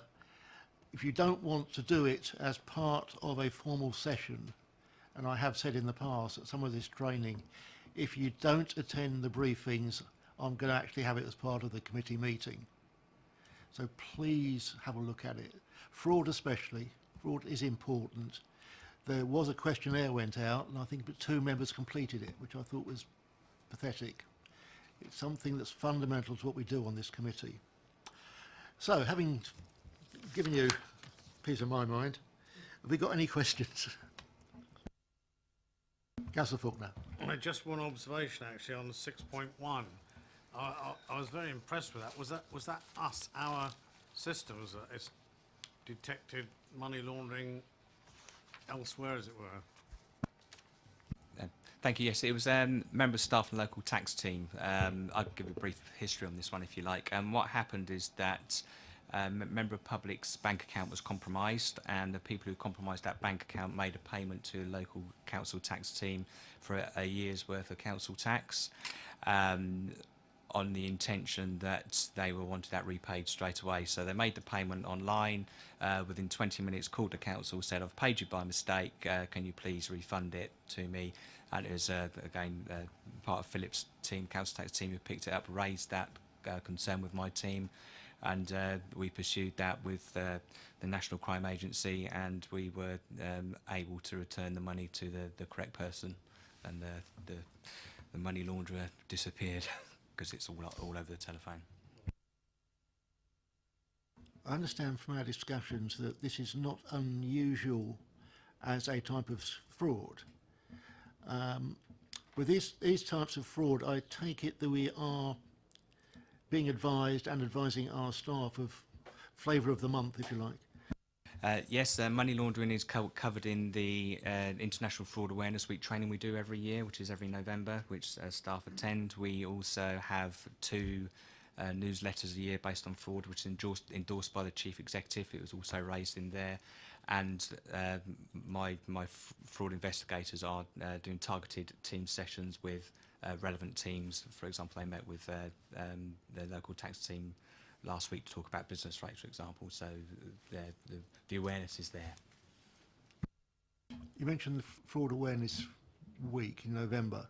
Can you make sure this committee are aware of it so that should we wish to, we can attend? Councillor Cubitt. In terms of electoral fraud, and in terms of people applying for postal votes, and in terms of submitting national insurance numbers, but that the national insurance number isn't a given, that it actually means they're entitled to vote in the UK. What work is being done in that regard?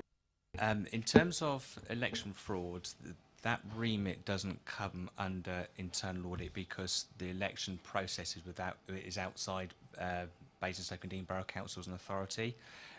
Although we have done an exercise which is in my report, section 5, which was looking at council tax single person discount compared to elections, where we've identified a few anomalies. Mr. Chairman, when I was involved with an election a couple of years ago, I came in to look at the postal votes coming in and witnessing the application of postal votes. And I hear what Mr. Gundry says in terms of it not being our responsibility, but it is our responsibility because we agree to I mean, I'm not disputing the fact that it's not his responsibility, but we as a council agree to that postal vote application. And currently, as I understand it, there is no verification of the authenticity of the statement made by the individual that they are indeed entitled to vote in an election, whether it be in a local election or in a national election. And I'm just wondering who has that responsibility if it's not our internal audit department?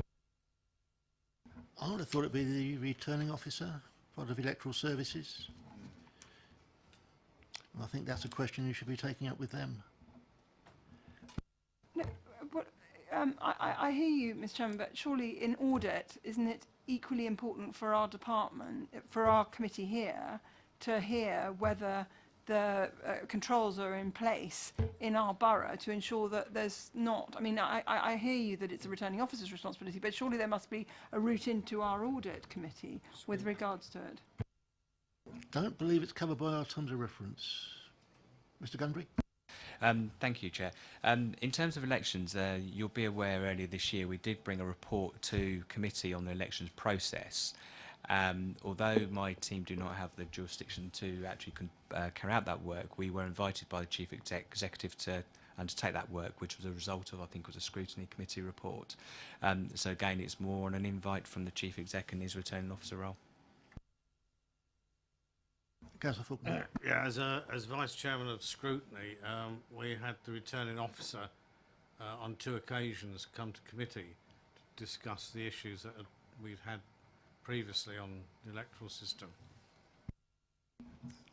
If, Councillor Faulkner, as Deputy Chair on Scrutiny, would it be fair to say that the issue, should it be raised, is best referred back to Scrutiny? Yes, Chair. Councillor Cubitt, would you like to take that route? No, I don't want to make a formal request this time. I'm slightly, I mean, I hear you about the fact you're asking us to attend e-modules on fraud, but actually we're talking, it's a bit like the previous papers, we're talking about huge millions of commercial real estate, etc. And this fraud is actually stuff that's like kind of minutiae of day-to-day running, which is what we as a committee are not involved in. And actually, for me and members here, I should imagine that one of the issues that would be integral to the role that we have to play is the integrity of our electoral system. If the place is scrutiny, I'm not asking for it to be here, but I'm going to park that to find out whether on an annual basis we ought, as a council, to be having a paper going to some committee, whether if it's not appropriate for this committee, just to discuss the integrity, the scrutiny, the fraud, because it is an increasing problem in our country that there is electoral fraud taking place and that postal vote systems are being abused. And are we in Basingstoke and Dean up on it, and are we keeping a check on it? I'm going to ask our Democratic Services representative to just check the terms of reference of this committee to see whether it is covered by this committee. If it isn't, which committee would be responsible for it? And I'll ask her to come back to us. Thank you very much. Right, any other points on this paper, or can we note it? I'll take it we can note it. Thank you very much.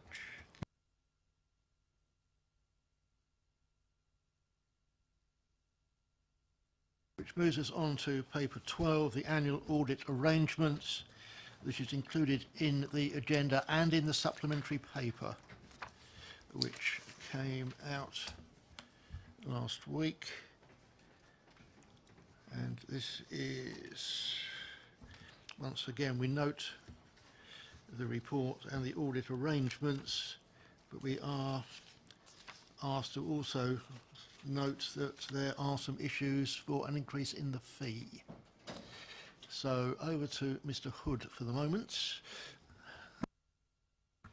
I don't really have any more to add to the report, to be honest. It's a very short report. Basically, it's informing the committee that Ernst & Young have been appointed as the auditor for the next 5 years following the tender process that we went through.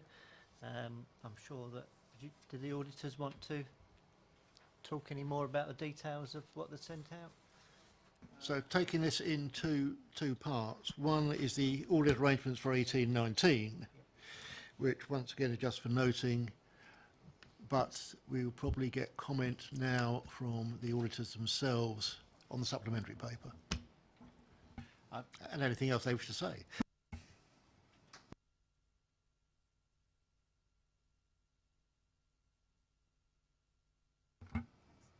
Just to briefly mention on the audit fee letter, the first item, members will note, and it's in the covering paper, that the arrangements through which EY have been appointed by PSAA, the national arrangements to which the council signed up.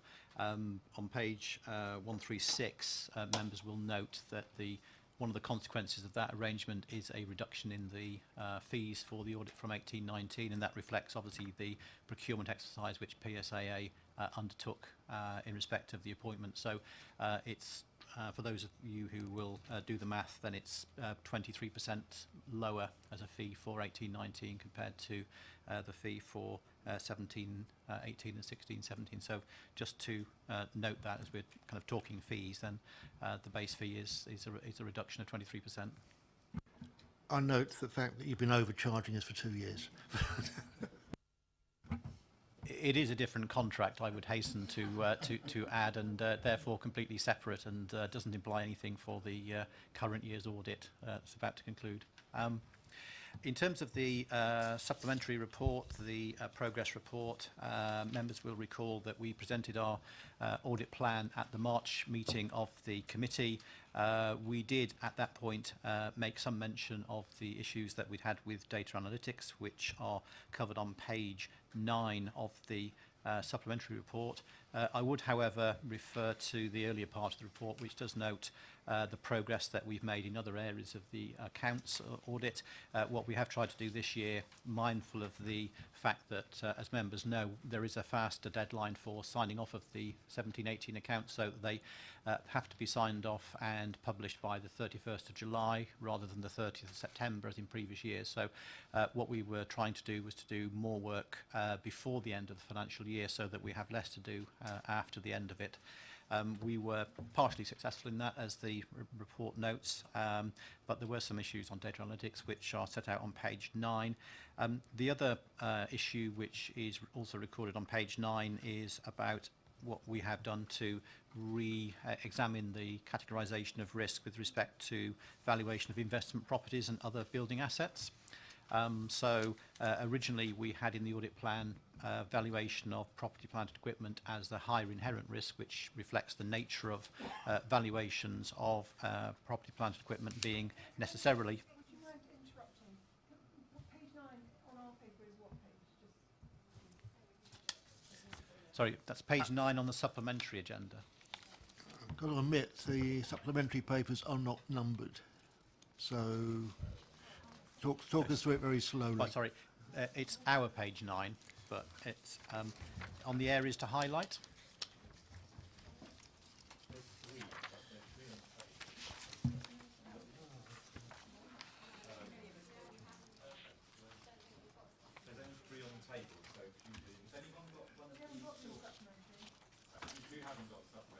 Yes, sorry, we've got this one. But when you say page 9, the pages aren't numbered, so that doesn't help. Chairman, when did we receive the supplementary? It came by post. I'm afraid that I don't think Councillor Faulkner nor Councillor Cubitt nor we haven't received the supplementaries. They would have gone out by post, but I don't know if they were emailed.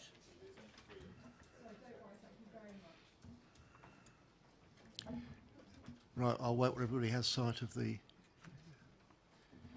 report. I must admit, I thought everybody had one, but obviously not.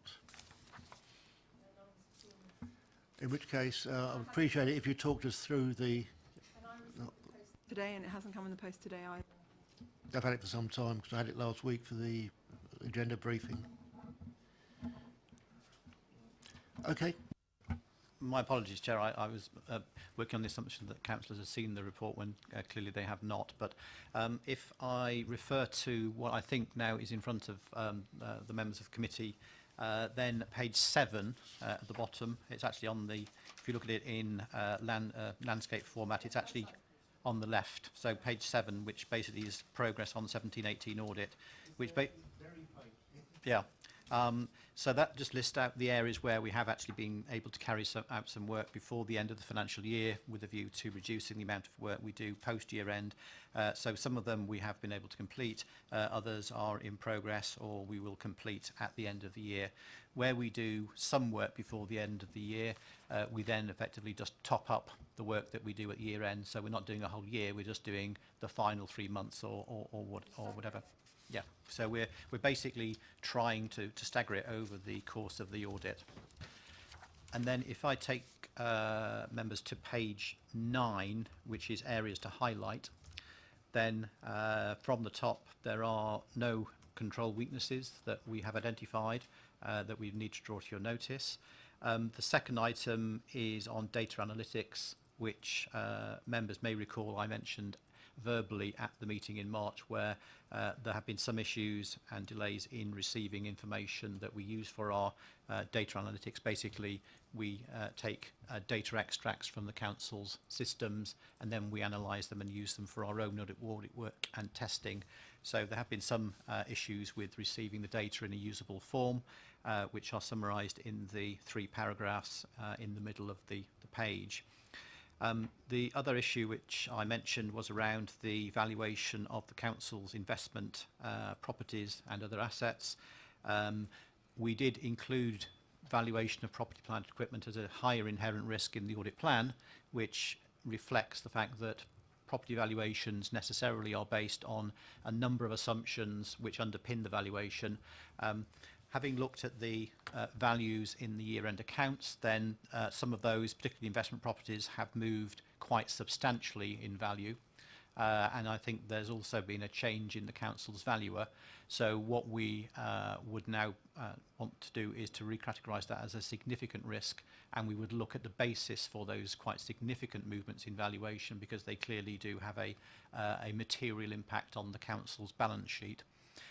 We would also, as part of that, as we would where we have a significant risk on valuation, we would also engage our own EY valuation team to actually support us in reaching a conclusion and to get the necessary assurance, because it is a highly specialised area. It is subject to professional inputs, both from the council's valuers, and from that perspective we also call on our own experts to help us actually form a conclusion and to get the requisite degree of assurance. It's not to say that we believe that they are wrong, it's just simply the significance of the movement, the change of valuer, indicate that potentially there is an issue there in terms of our audit risk, and that's one that we need to respond to.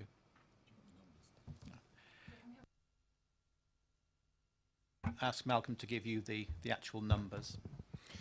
Yeah, so during the year there's been a £40 million increase in investment properties. 15 of those are new, so take them out of the equation, but 25 million is upward revaluation based upon the new valuers.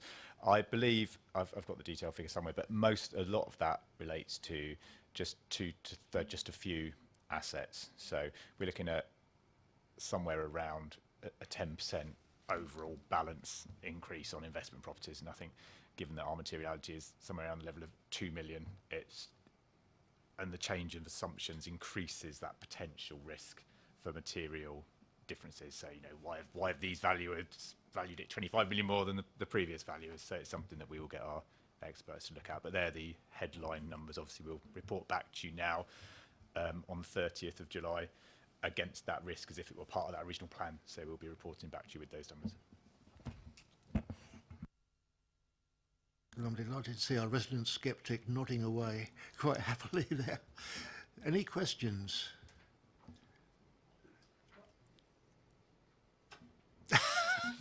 Councillor Cubitt, I was waiting. No, I can't. I mean, it's music to my ears that you are taking this very seriously, because one of the areas that I have always had concerns since I arrived back in 2008 is the Red Book valuation on which we've disposed of assets versus when I talk to people in the market, there's always been this disconnect between Red Book valuation, on which we said the asset we were disposing was the correct price, and when you talk to the people in the field, we were selling it for substantially lower than the market value seemed to be. And I have raised this so many times with regards to so many sites that it's music to my ears that you guys are now taking on board this area.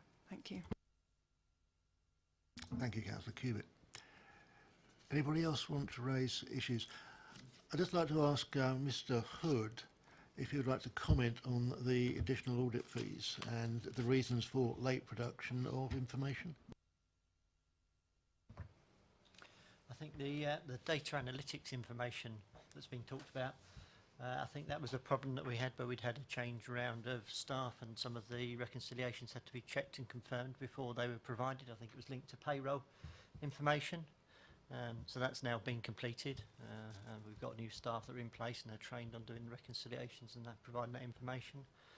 So that was the issue there. And I believe from talking to the external auditors that we have a conversation around the level of fees and we look at how much extra work is required and what an appropriate amount is through sort of a negotiation process. I hope you have more success than some other people I can think of negotiating at the moment. There was a question raised a little while ago about the sports centre and issues around legal action being taken on that. I don't know whether that ever came up or came any further, because there was some talk about additional fees for that. Chair, that's right. We have been in correspondence with a firm of representatives representing a local charity who've raised concerns, and they made a request that we consider and or issue a notice under Section 8 of the Local Audit and Accountability Act 2014, which basically is an advisory notice in the terminology used by the Act in terms of the council potentially undertaking a course of action which is outside of its powers, and also raised issues about potential questions over state aid. We've looked at the information which the council has provided to us. We've examined the consideration and the advice that the council received in terms of those questions, and our view, which we have relayed back to the firm, is that we don't believe that the council, on the evidence that we've seen, has acted outside of its powers. So that's the if you like, the provisional view which we have come to and which we have communicated. So there has been an exchange of correspondence, and we have spent some time looking at this in some more detail. We will, as we will with any other piece of our audit work, we will include our findings in the audit results report, which we will bring to the committee on the 30th of July. Just to confirm that as a potential issue which requires auditors to consider exercising statutory powers, it's not within the scope of the scale fee, and there would be an additional fee. What I would say, as with any other variations to the fee, the scale fee, then they are not just subject to consideration and discussion with the council and officers, but they are also ultimately determined by PSAA. So the PSAA take a view and they review all fee variations proposed, and they form their own view as to whether they think any fee variation is appropriate and acceptable. You talked about coming back to us on the 31st of July, which is when we have to sign. At this stage of the audit, have you got a view on your final conclusions? On the issues that we've seen so far, then there's nothing to suggest in terms of the conclusions on the audit. We don't believe, subject to obviously the work that we've talked about on the valuations, we don't anticipate not being able to issue a true and fair opinion or an unqualified value for money conclusion, and we do not anticipate exercising those statutory powers that we have been asked to consider exercising. Councillor Cubitt. Sorry, thank you, Mr. Chairman. Just one last question. In relation to conversation on an earlier item, I raised the issue of the fact that in normal kind of commercial environment, if you create a fund, you have to, with a strategic objective of that fund, you can't then fold it into other activities. Would you concur with that from your accountancy perspective, i.e. that in our balance sheet, albeit that we're a local council, we should have the commercial real estate portfolio, which is legacy, separate from an investment vehicle, which has all completely different parameters as approved by the Cabinet in Council? What we would always do is when we look at the council's accounts, including the balance sheet, we would look at the way that it is actually disclosed.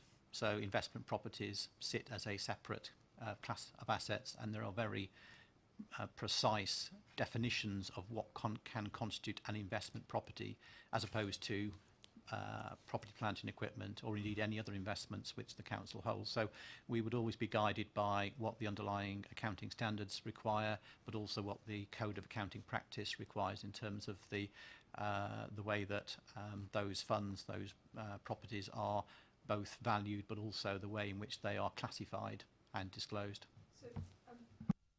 So in relation to that 30 million fund, we as a council, in full council, approved that money to be of an investment fund. And that was, I think, explicit in the terms of reference of that fund.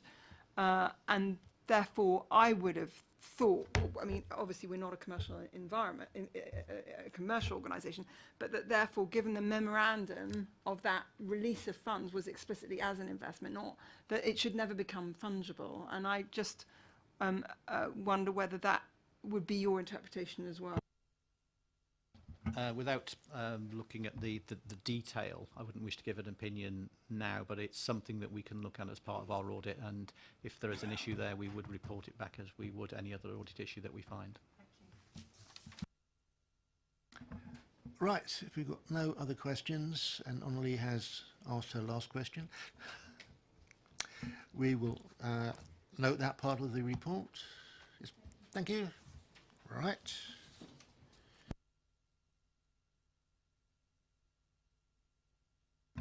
Item 13 is response to the E&Y assurance letter. It's a letter which they send to me as chair to reply on behalf of the committee. Mr. Hood has put together a response for us, and I think we need to approve that as a committee, and then I can sign it. Would Mr. Hood like to just present that? Not a lot to add to what's in the report. Basically, the report sets out what the different questions are the auditors have posed to the committee, and then we've put in there under each of them our proposed response, which is very similar to basically the same questions and the same sort of responses that we had last year. We've updated them where they needed to be updated. So, unless you want me to go through each of them individually, I won't just be repeating what's there already. It is a useful document for both current members, and especially new members, to read, because it does really spell out very much the duties of this committee and how we have covered them. So I've always found it fascinating when I read through it, and I read through Philip's reply, and I think, I didn't know that. But if we're happy as a committee, could we just approve the response? Approved. And no doubt Philip will give me a letter to sign in due course.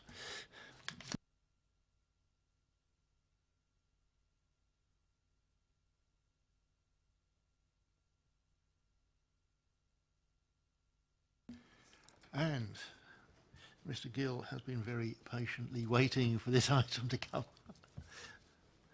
So the annual governance statement, June 2018, which I'm sure covers the past year, not the current situation, as I did pick up something that I thought was a bit of an anomaly, and I was told, oh no, it refers to last year, therefore leave it alone. Mr. Gill, you want to present?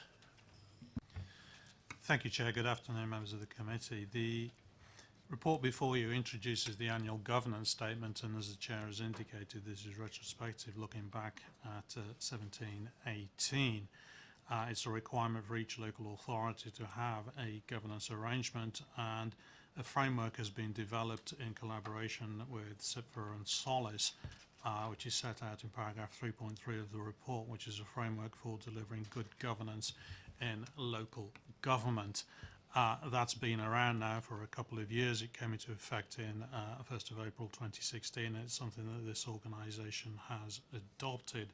The requirement under the code is for the local authorities to set out how it intends to achieve and deliver good governance and looking after the public funds and the purse that it holds, but also actually set out how the local authority decision making will be undertaken and what it is that the local authority seeks to deliver. If we go through the annual governance statement, which starts on page 151 of the report, and I promise not to go through each and every paragraph there. I'm sure members have taken the opportunity to read the report, but it is about setting out a framework in order to manage the risk and manage that risk down to a reasonable level. There are risks that cannot be eliminated, but it is a case of mitigating those to a risk appetite which is acceptable within the authority. The detail of the framework for the governance of that is set out from page 152 in paragraph 3, and that extends over 13, I think, 12 paragraphs setting out the different aspects of what amounts to good governance, and they start effectively with having political leadership and identifying what the local authority is seeking to achieve and to deliver. That is set out in the council plan, and then that council plan is cascaded through the various directorates, through directorate plans, through to business units and to individuals, continuing that golden thread through the organisation so that each part of the organisation understands what it is that its role is in order to deliver the council plan over the forthcoming year. Within that, there are a number of documents. Primarily, most of the sub-documents are contained within the council's constitution, setting out the role and the remit for the individuals who have a contribution to play.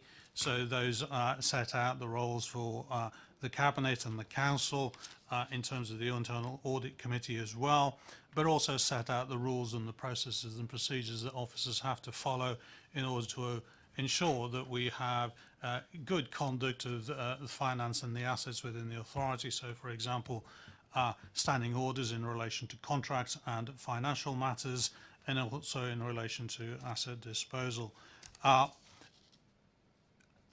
In addition to that, we also have requirements for setting out our policies and procedures in relation to whistleblowing, but also for the development of members and officers.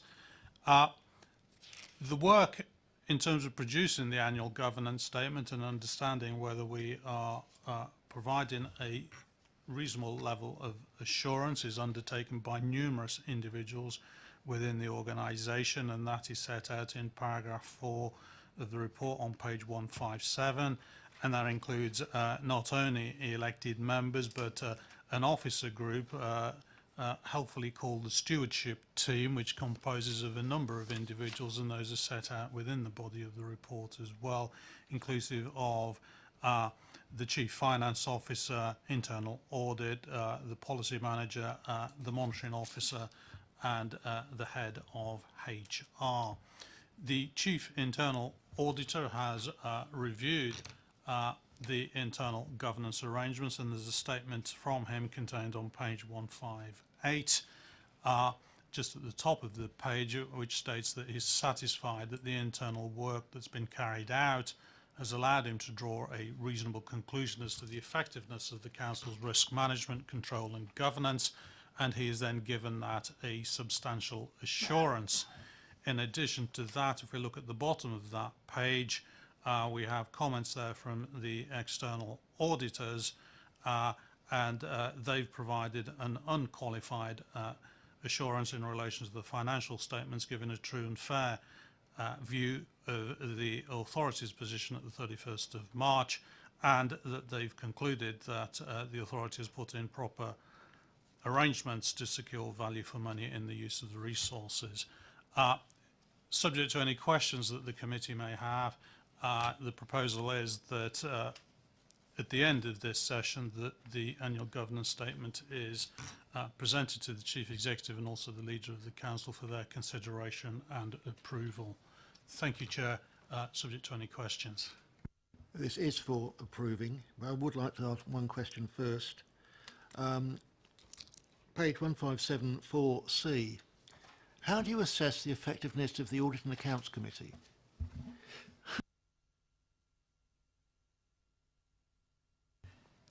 I think that's on multiple strands, but what we would seek to do is to firstly, if you start with the very basics, do we actually have an Audit and Accounts Committee in place? Are they then adequately trained and have they got experienced members on there? Are they sufficiently supported by officers? Do they act with complete independence and have freedom to look at any matters that may cause them concern?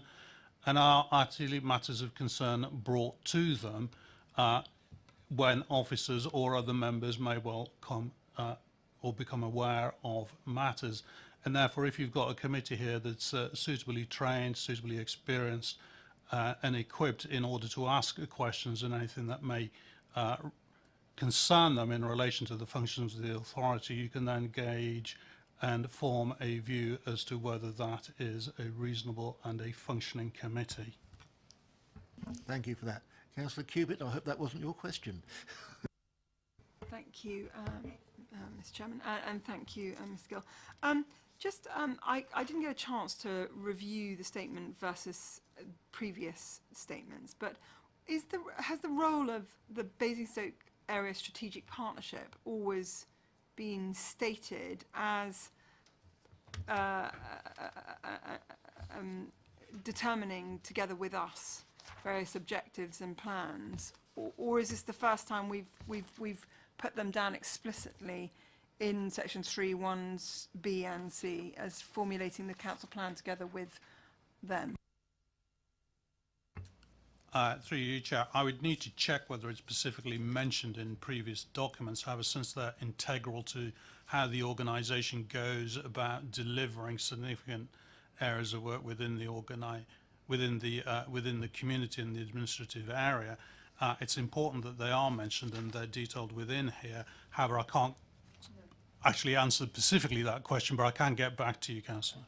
Sorry, I tell you why I raise it, and I obviously accept that this is for approval, Mr. Chairman, but I am aware of various discussions going on with the LEP, and I've often thought that there is a bit of a democratic deficit, Mr. Chairman, in terms of decisions that are taken at LEP level that are then presented as a fait accompli with us, the members, that are incredibly important and have huge impact on our residents.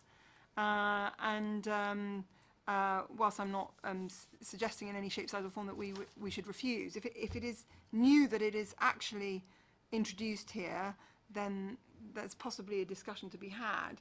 But if it's always been there, there's still, I think, a discussion to be had that significant decisions are taken at a level at which the democratic parties around the table are not involved. And I don't know what your views are on that in terms of governance and who owns the council plan. I think a lot of these are cabinet's oblique portfolio holder decisions, and they are made at that level. And it is very much something that is going to be reported back to council, probably not via a committee. So it's certainly an area that is worth considering. Thank you very much, and sorry, slightly, in terms of the forward plan, we're involved with that. We receive that as members, but I understand that discussions are going on currently, very high level, that will have huge impacts on our council that I have never been privy to conversations with, nor I'm sure if any members been privy to, in terms of disbursements of monies for huge infrastructural projects that have never been on the table, and I just see that as a democratic deficit. So if there was something that we could look at another instance, that would be brilliant. I've got a feeling this is probably something that EPH should be looking at.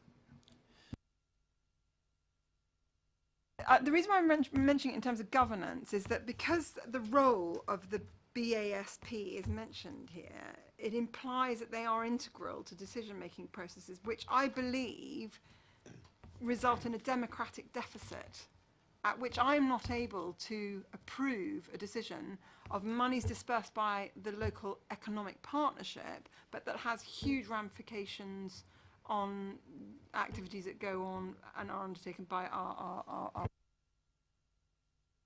I think part of the democratic process has been delegated to Cabinet, so we do not see it as members. Councillor Faulkner. Just a small point on that one. Yes, I mean, what Councillor Cubitt says is correct in terms of the overall issue and importance, and as you say, it's probably a Cabinet issue. I think here it's just agreeing the vision. It's not saying that Basingstoke Area Strategic Partnership there's actually any governance issues within it. It's just saying we are sharing a vision, which it's not a day-to-day governance issue, I would have thought.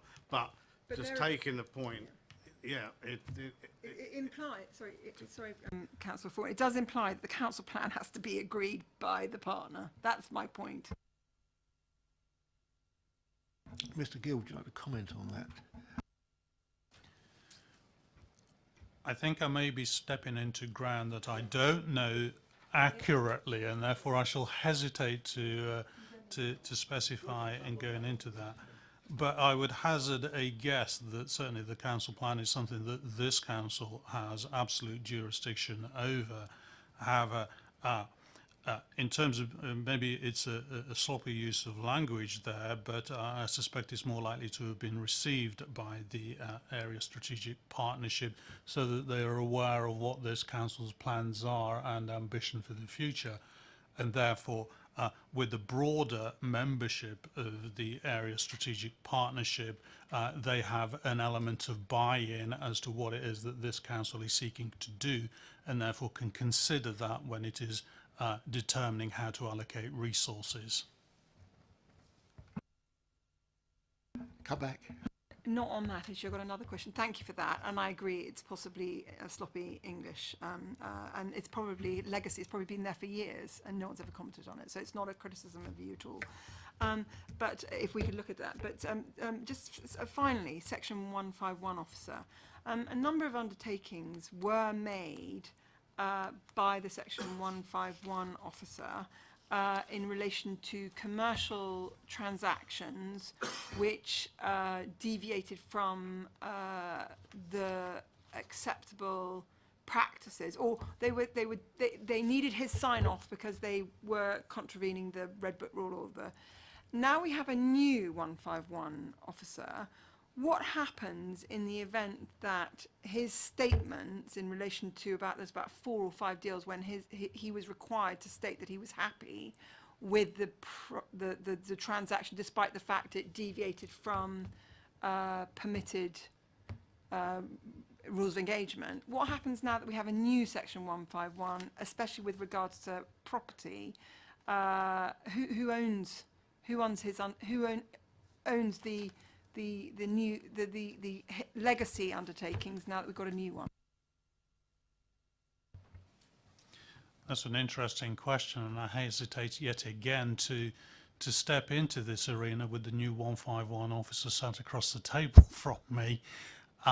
But my view on that is that at the time the assurances were given, they were given by the 151 officer in seat and in place. I suspect, and I'm sure I'll be corrected by Philip, but the decisions taken by Kevin when he was 151 officer will no doubt have been the matter of much debate and consultation with the deputy 151 officer, who was Philip at the point, at that point in time, and I'm sure there would have been a consensus view at that point, and therefore it's more than likely that Philip will be standing by those decisions that were previously made and seeking, if there is any future decisions to be continuing in the same light that the original decision was taken in. Mr. Hood. Can I get Mr. Hood to comment first? I was just going to say basically that as a 151 officer now, if any decisions come to me, then I'll be making that, I'll be taking ownership there and entering into it as the council's 151 officer. Kevin in the past was the council's 151 officer. He made the decision for the council, so it would be contractually binded by that anyway. Sorry, not wishing to be disrespectful to Mr. Gill, but I would like to have assurances that the senior leadership team actually have responsibility for those undertakings by the Section 151. I think it would be wholly unfair for someone in a more junior position to have that responsibility of what there were a couple of quite significant decisions that were made that were derogations of normal council practices on huge commercial real estate transactions. I'll be very surprised if a junior officer took responsibility for something decision made by a senior officer. But I would certainly ask for assurances that that would never happen. But as for the senior team taking responsibility, I think it's down to the 151 officer at the time.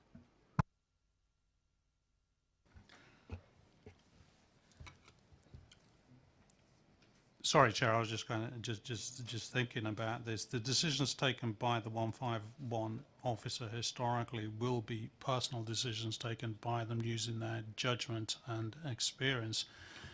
Most of the nature of those significant decisions are not decisions that are taken in isolation. So certainly the head of paid service and I would be the chief executive, and I as the monitoring officer would ordinarily be aware of the nature of those decisions to be taken and the views that were being formulated. And as I mentioned earlier, the deputy 151 officer, who is now the 151 officer, would also have been involved in those discussions. And the decision, although taken by the 151 officer, would have taken into account the views of the other senior officers. I would find it very surprising if the organisation decides to move away from decisions taken by the previous 151 officer as a matter of whim. Assurances given by the 151 officer are very important decisions that are taken and reflect upon the confidence that external partners have of this organisation. So unless there was something absolutely fundamental that was not known at the time the decision was taken, I would find it difficult to anticipate a scenario that would result in a different way forward. So just in sum, it's a collective. That's what I'm trying to I'm sure you understand where I'm coming from, Mr. Chairman.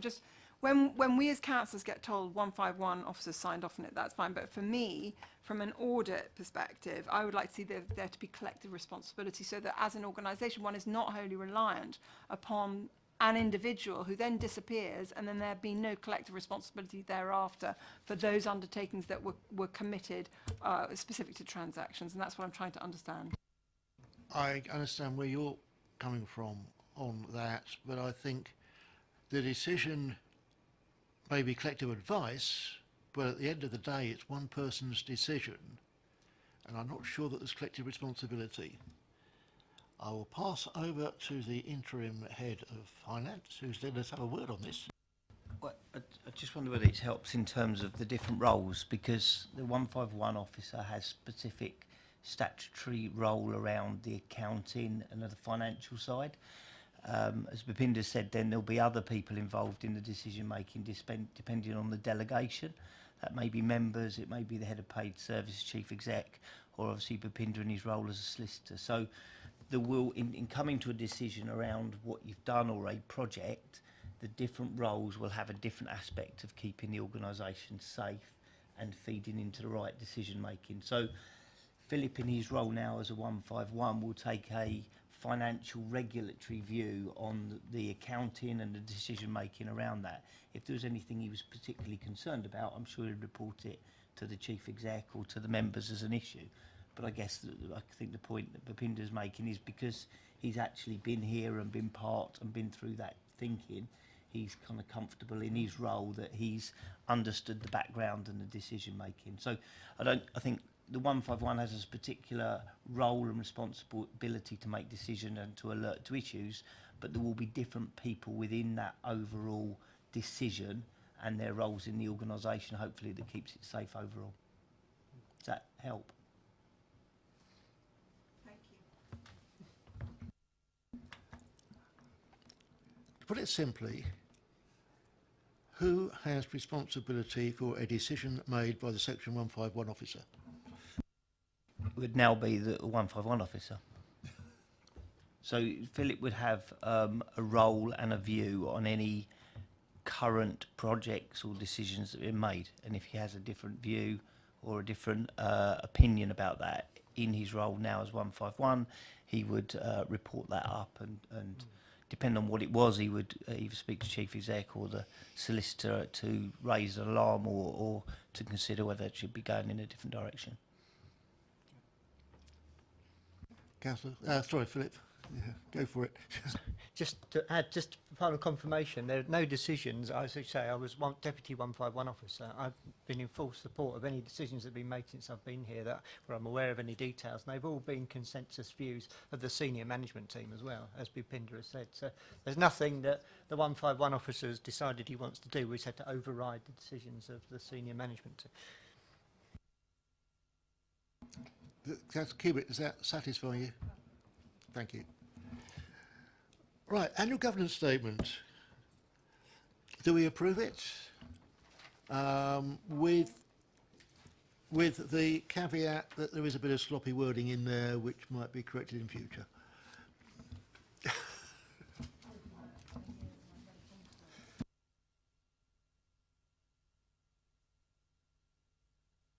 We're getting there, we're getting there. Statement of accounts process. Philip Hood. Right, my last report, I think this one. So it's just to provide details to the committee of the statement of accounts process. So it's set out in the report, but just to quickly talk you through the process. We have produced our draft statement of accounts that was produced for the end of May. Kevin, as the 151 officer at the time, signed those off as draft statement of accounts. They've been published, so the public are now able to have access to them, and there's the details of the public access. I think they get 30 days in which they can access the statements of accounts or the drafts. They've been sent to the auditors, and I understand they were the first ones to go to the auditors because they had to be produced by the end of May. So for our particular audit group, so we were very pleased to get those out and delivered by that earlier deadline. The chair and Councillor Falconer have also been through the statement of accounts. They had a meeting with Kevin, I think it was, and with other senior accountancy people to take you through and answer any questions you had on the statement of accounts. We have a training session on the statement of accounts for any members, which is before our next meeting, because you'll be required to approve them. 31st of July, 12 o'clock. That's right. And if there's any questions, if I can just urge you there, that will be a sort of a run-through of what's in the statement of accounts. But if you've got any detailed questions, if you could let us know that beforehand, then we can come back to you with any specific answers then, because if you ask us on the day, we may be struggling to find the information that you want at the last moment. So it'd be useful to know in advance if you've got any detailed questions, then we can make sure we can provide you with the information that you want. I think that's the main points there. So once the committee, you approve the accounts at the end of July. Kevin, or myself now, sorry, will sign off them as the 151 officer to say they're true and fair view. And I think that's covered everything. Yes, so if there's any more questions, please let me know. Sorry, it's a very minor question. Sorry. The training will be 31st of July, the same day as the committee meeting when we approve the accounts. I've got it as the 30th. if you've got it for the 30th, that's when it'll be. It'll be the Monday anyway, with the committee meeting date. So on the Monday at what It'll time? be on the Monday. It'll be 2 hours before the start of the committee meeting, So 12. 12 o'clock. Okay. Yeah. Sorry Thank you, about that. sir. Congratulations on getting those accounts completed so quickly. Please pass on our congratulations to the staff for all the work that they've done to achieve that, considering that we have had to produce these accounts much earlier this year. Did have a dry run last year which worked successfully, but the staff have been undertaking it with remarkable acceptance, I must admit. It's never going to be easy. Okay, we are asked to note 1, 2, 3 and 4. The audited draft statement of accounts for the year end was published. Separate refresher training session will be provided. Timescales have been brought forward. And in accordance with best practice, a detailed review took place. So, noted. Noted.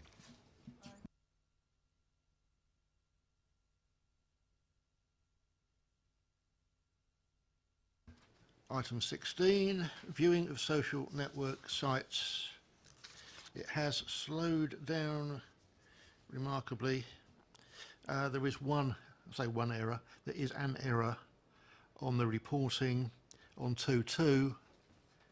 There weren't 3 incidents in March. It was 1 in March, 1 in April and 1 in May. Which, strange enough, is what the report said.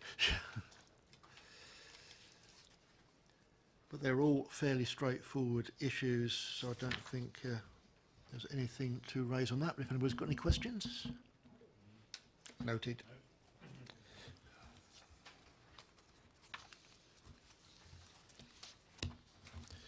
Lastly, item 17, the work programme. 25th of June work programme has been completed today.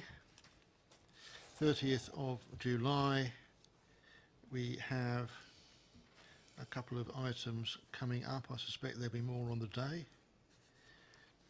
24th September, the internal audit report, the corporate risk register, treasury management, investor grow and property investment again. December, the fraud update, treasury management, investor grow, property investment again. The Ernst & Young annual audit letter, look forward to that. And in January, capital strategy, treasury management, investor grow and property investment strategy again. March, corporate risk register, internal audit progress, internal audit plan, treasury management, investor grow, property investment, Ernst & Young external audit plan and accounting policies. Councillor Kibbett. Just in terms of the commercial real estate property portfolio, that was the responsibility of Mr. Jacquest in the hierarchy. When we get these papers going forward, property investment strategy, who is responsible for it in the senior strategic leadership management team? And will we get a headline breakdown of legacy and like we requested and was minuted today, so that we can see a true evolution of that portfolio? So is it Cadell or Cadell? It's Cadell. Is Mr. Cadell responsible for the profit? Profit is the first question. The short answer to that one is no.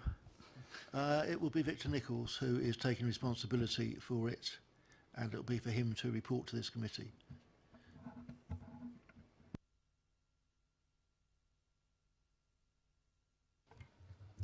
Okay, so that's a departure, so that's new. So in terms of audit, because Mr. Cadell's presumably responsible for the interface with the audit department, how does that work in terms of that valuation of that aspect of our balance? I think at the moment, as it said in Shakespeare in Love, that's a mystery. I'll pass over to Mr. Cadell at the moment to answer that. Philip? Can I just add, in terms of our statement of accounts, the valuations are signed off by our head of property services. so our property manager. So they sign off the valuations there because there has to be somebody who's a qualified valuer. Does that So I think that was Mike Bovis at the time when the statement of accounts was produced. Has he gone?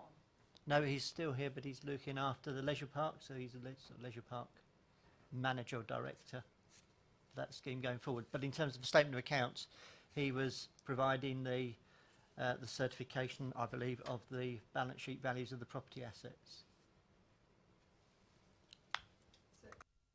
Who has so for the statement of this account, because it's you know, as in everything in life, it's the container. The container is sold to is supposed to go on the ship, and who owns the container if the container falls in the water at the moment?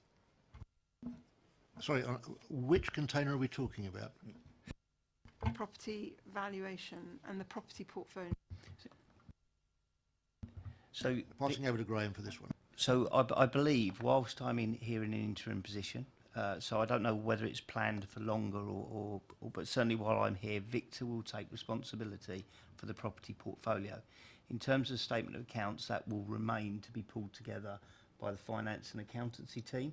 But obviously, as Philip's explained, there are elements of that where we would work with Victor and his team to pull that detail in the right way and accurately into the... Thank you. So for these accounts that we're submitting to our auditors, the ownership and the valuation of that container belongs to These accounts are the responsibility of the 151 officer. But the element of that is signed off by the property team in pulling those together, as it always has been. Responsibility for the Not changed. Responsibility for the container is with Philip. That hasn't changed. Right. Lastly, Sorry, I'm sorry. From my background, I just find that quite hard because we're talking about an enormous portfolio, right? And whilst Philip has been deputy for a long time, I would personally, and I don't know whether Audit is in agreement with me on this, would prefer someone more senior to have responsibility. I'm not happy. I'm not saying Philip's not competent or able, but I personally dislike a board of directors not taking responsibility for something which is so enormous in value, and that somebody more junior is taking the responsibility for it. And I just don't find that acceptable, I'm afraid. Completely unacceptable. I would like the chief executive to be responsible for this portfolio because you know, Philip's acting Section 151, and we're talking about a portfolio of over 300 million. I think Philip is the Section 151. I don't think there's any question about him only being acting. But this is the way it has been done in the past. And there's certainly nothing wrong with the finance director taking responsibility for the finances. Is Philip, does he sit on the strategic management team? That was agreed some time ago. The Section 151 officer is part of the senior team.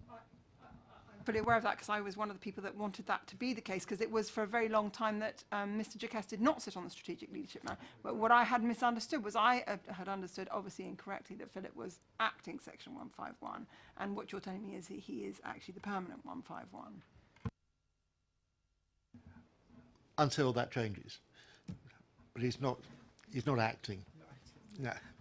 Right, that's two items here we've got to be timetabled. One was the data breach. Speaking to Jackie Tatum, we still have had no response. Other information that was requested, which has been provided, but we have no idea where that's going. And the update on GDPR, Jackie says it is still in progress. She has not finalised the requirements of that yet, despite the fact the date was May the 23rd for implementation. But there is a learning module on that if you look at your e-learning, and I advise you to do so. At which point I will close the meeting at 4:29. Thank you very much.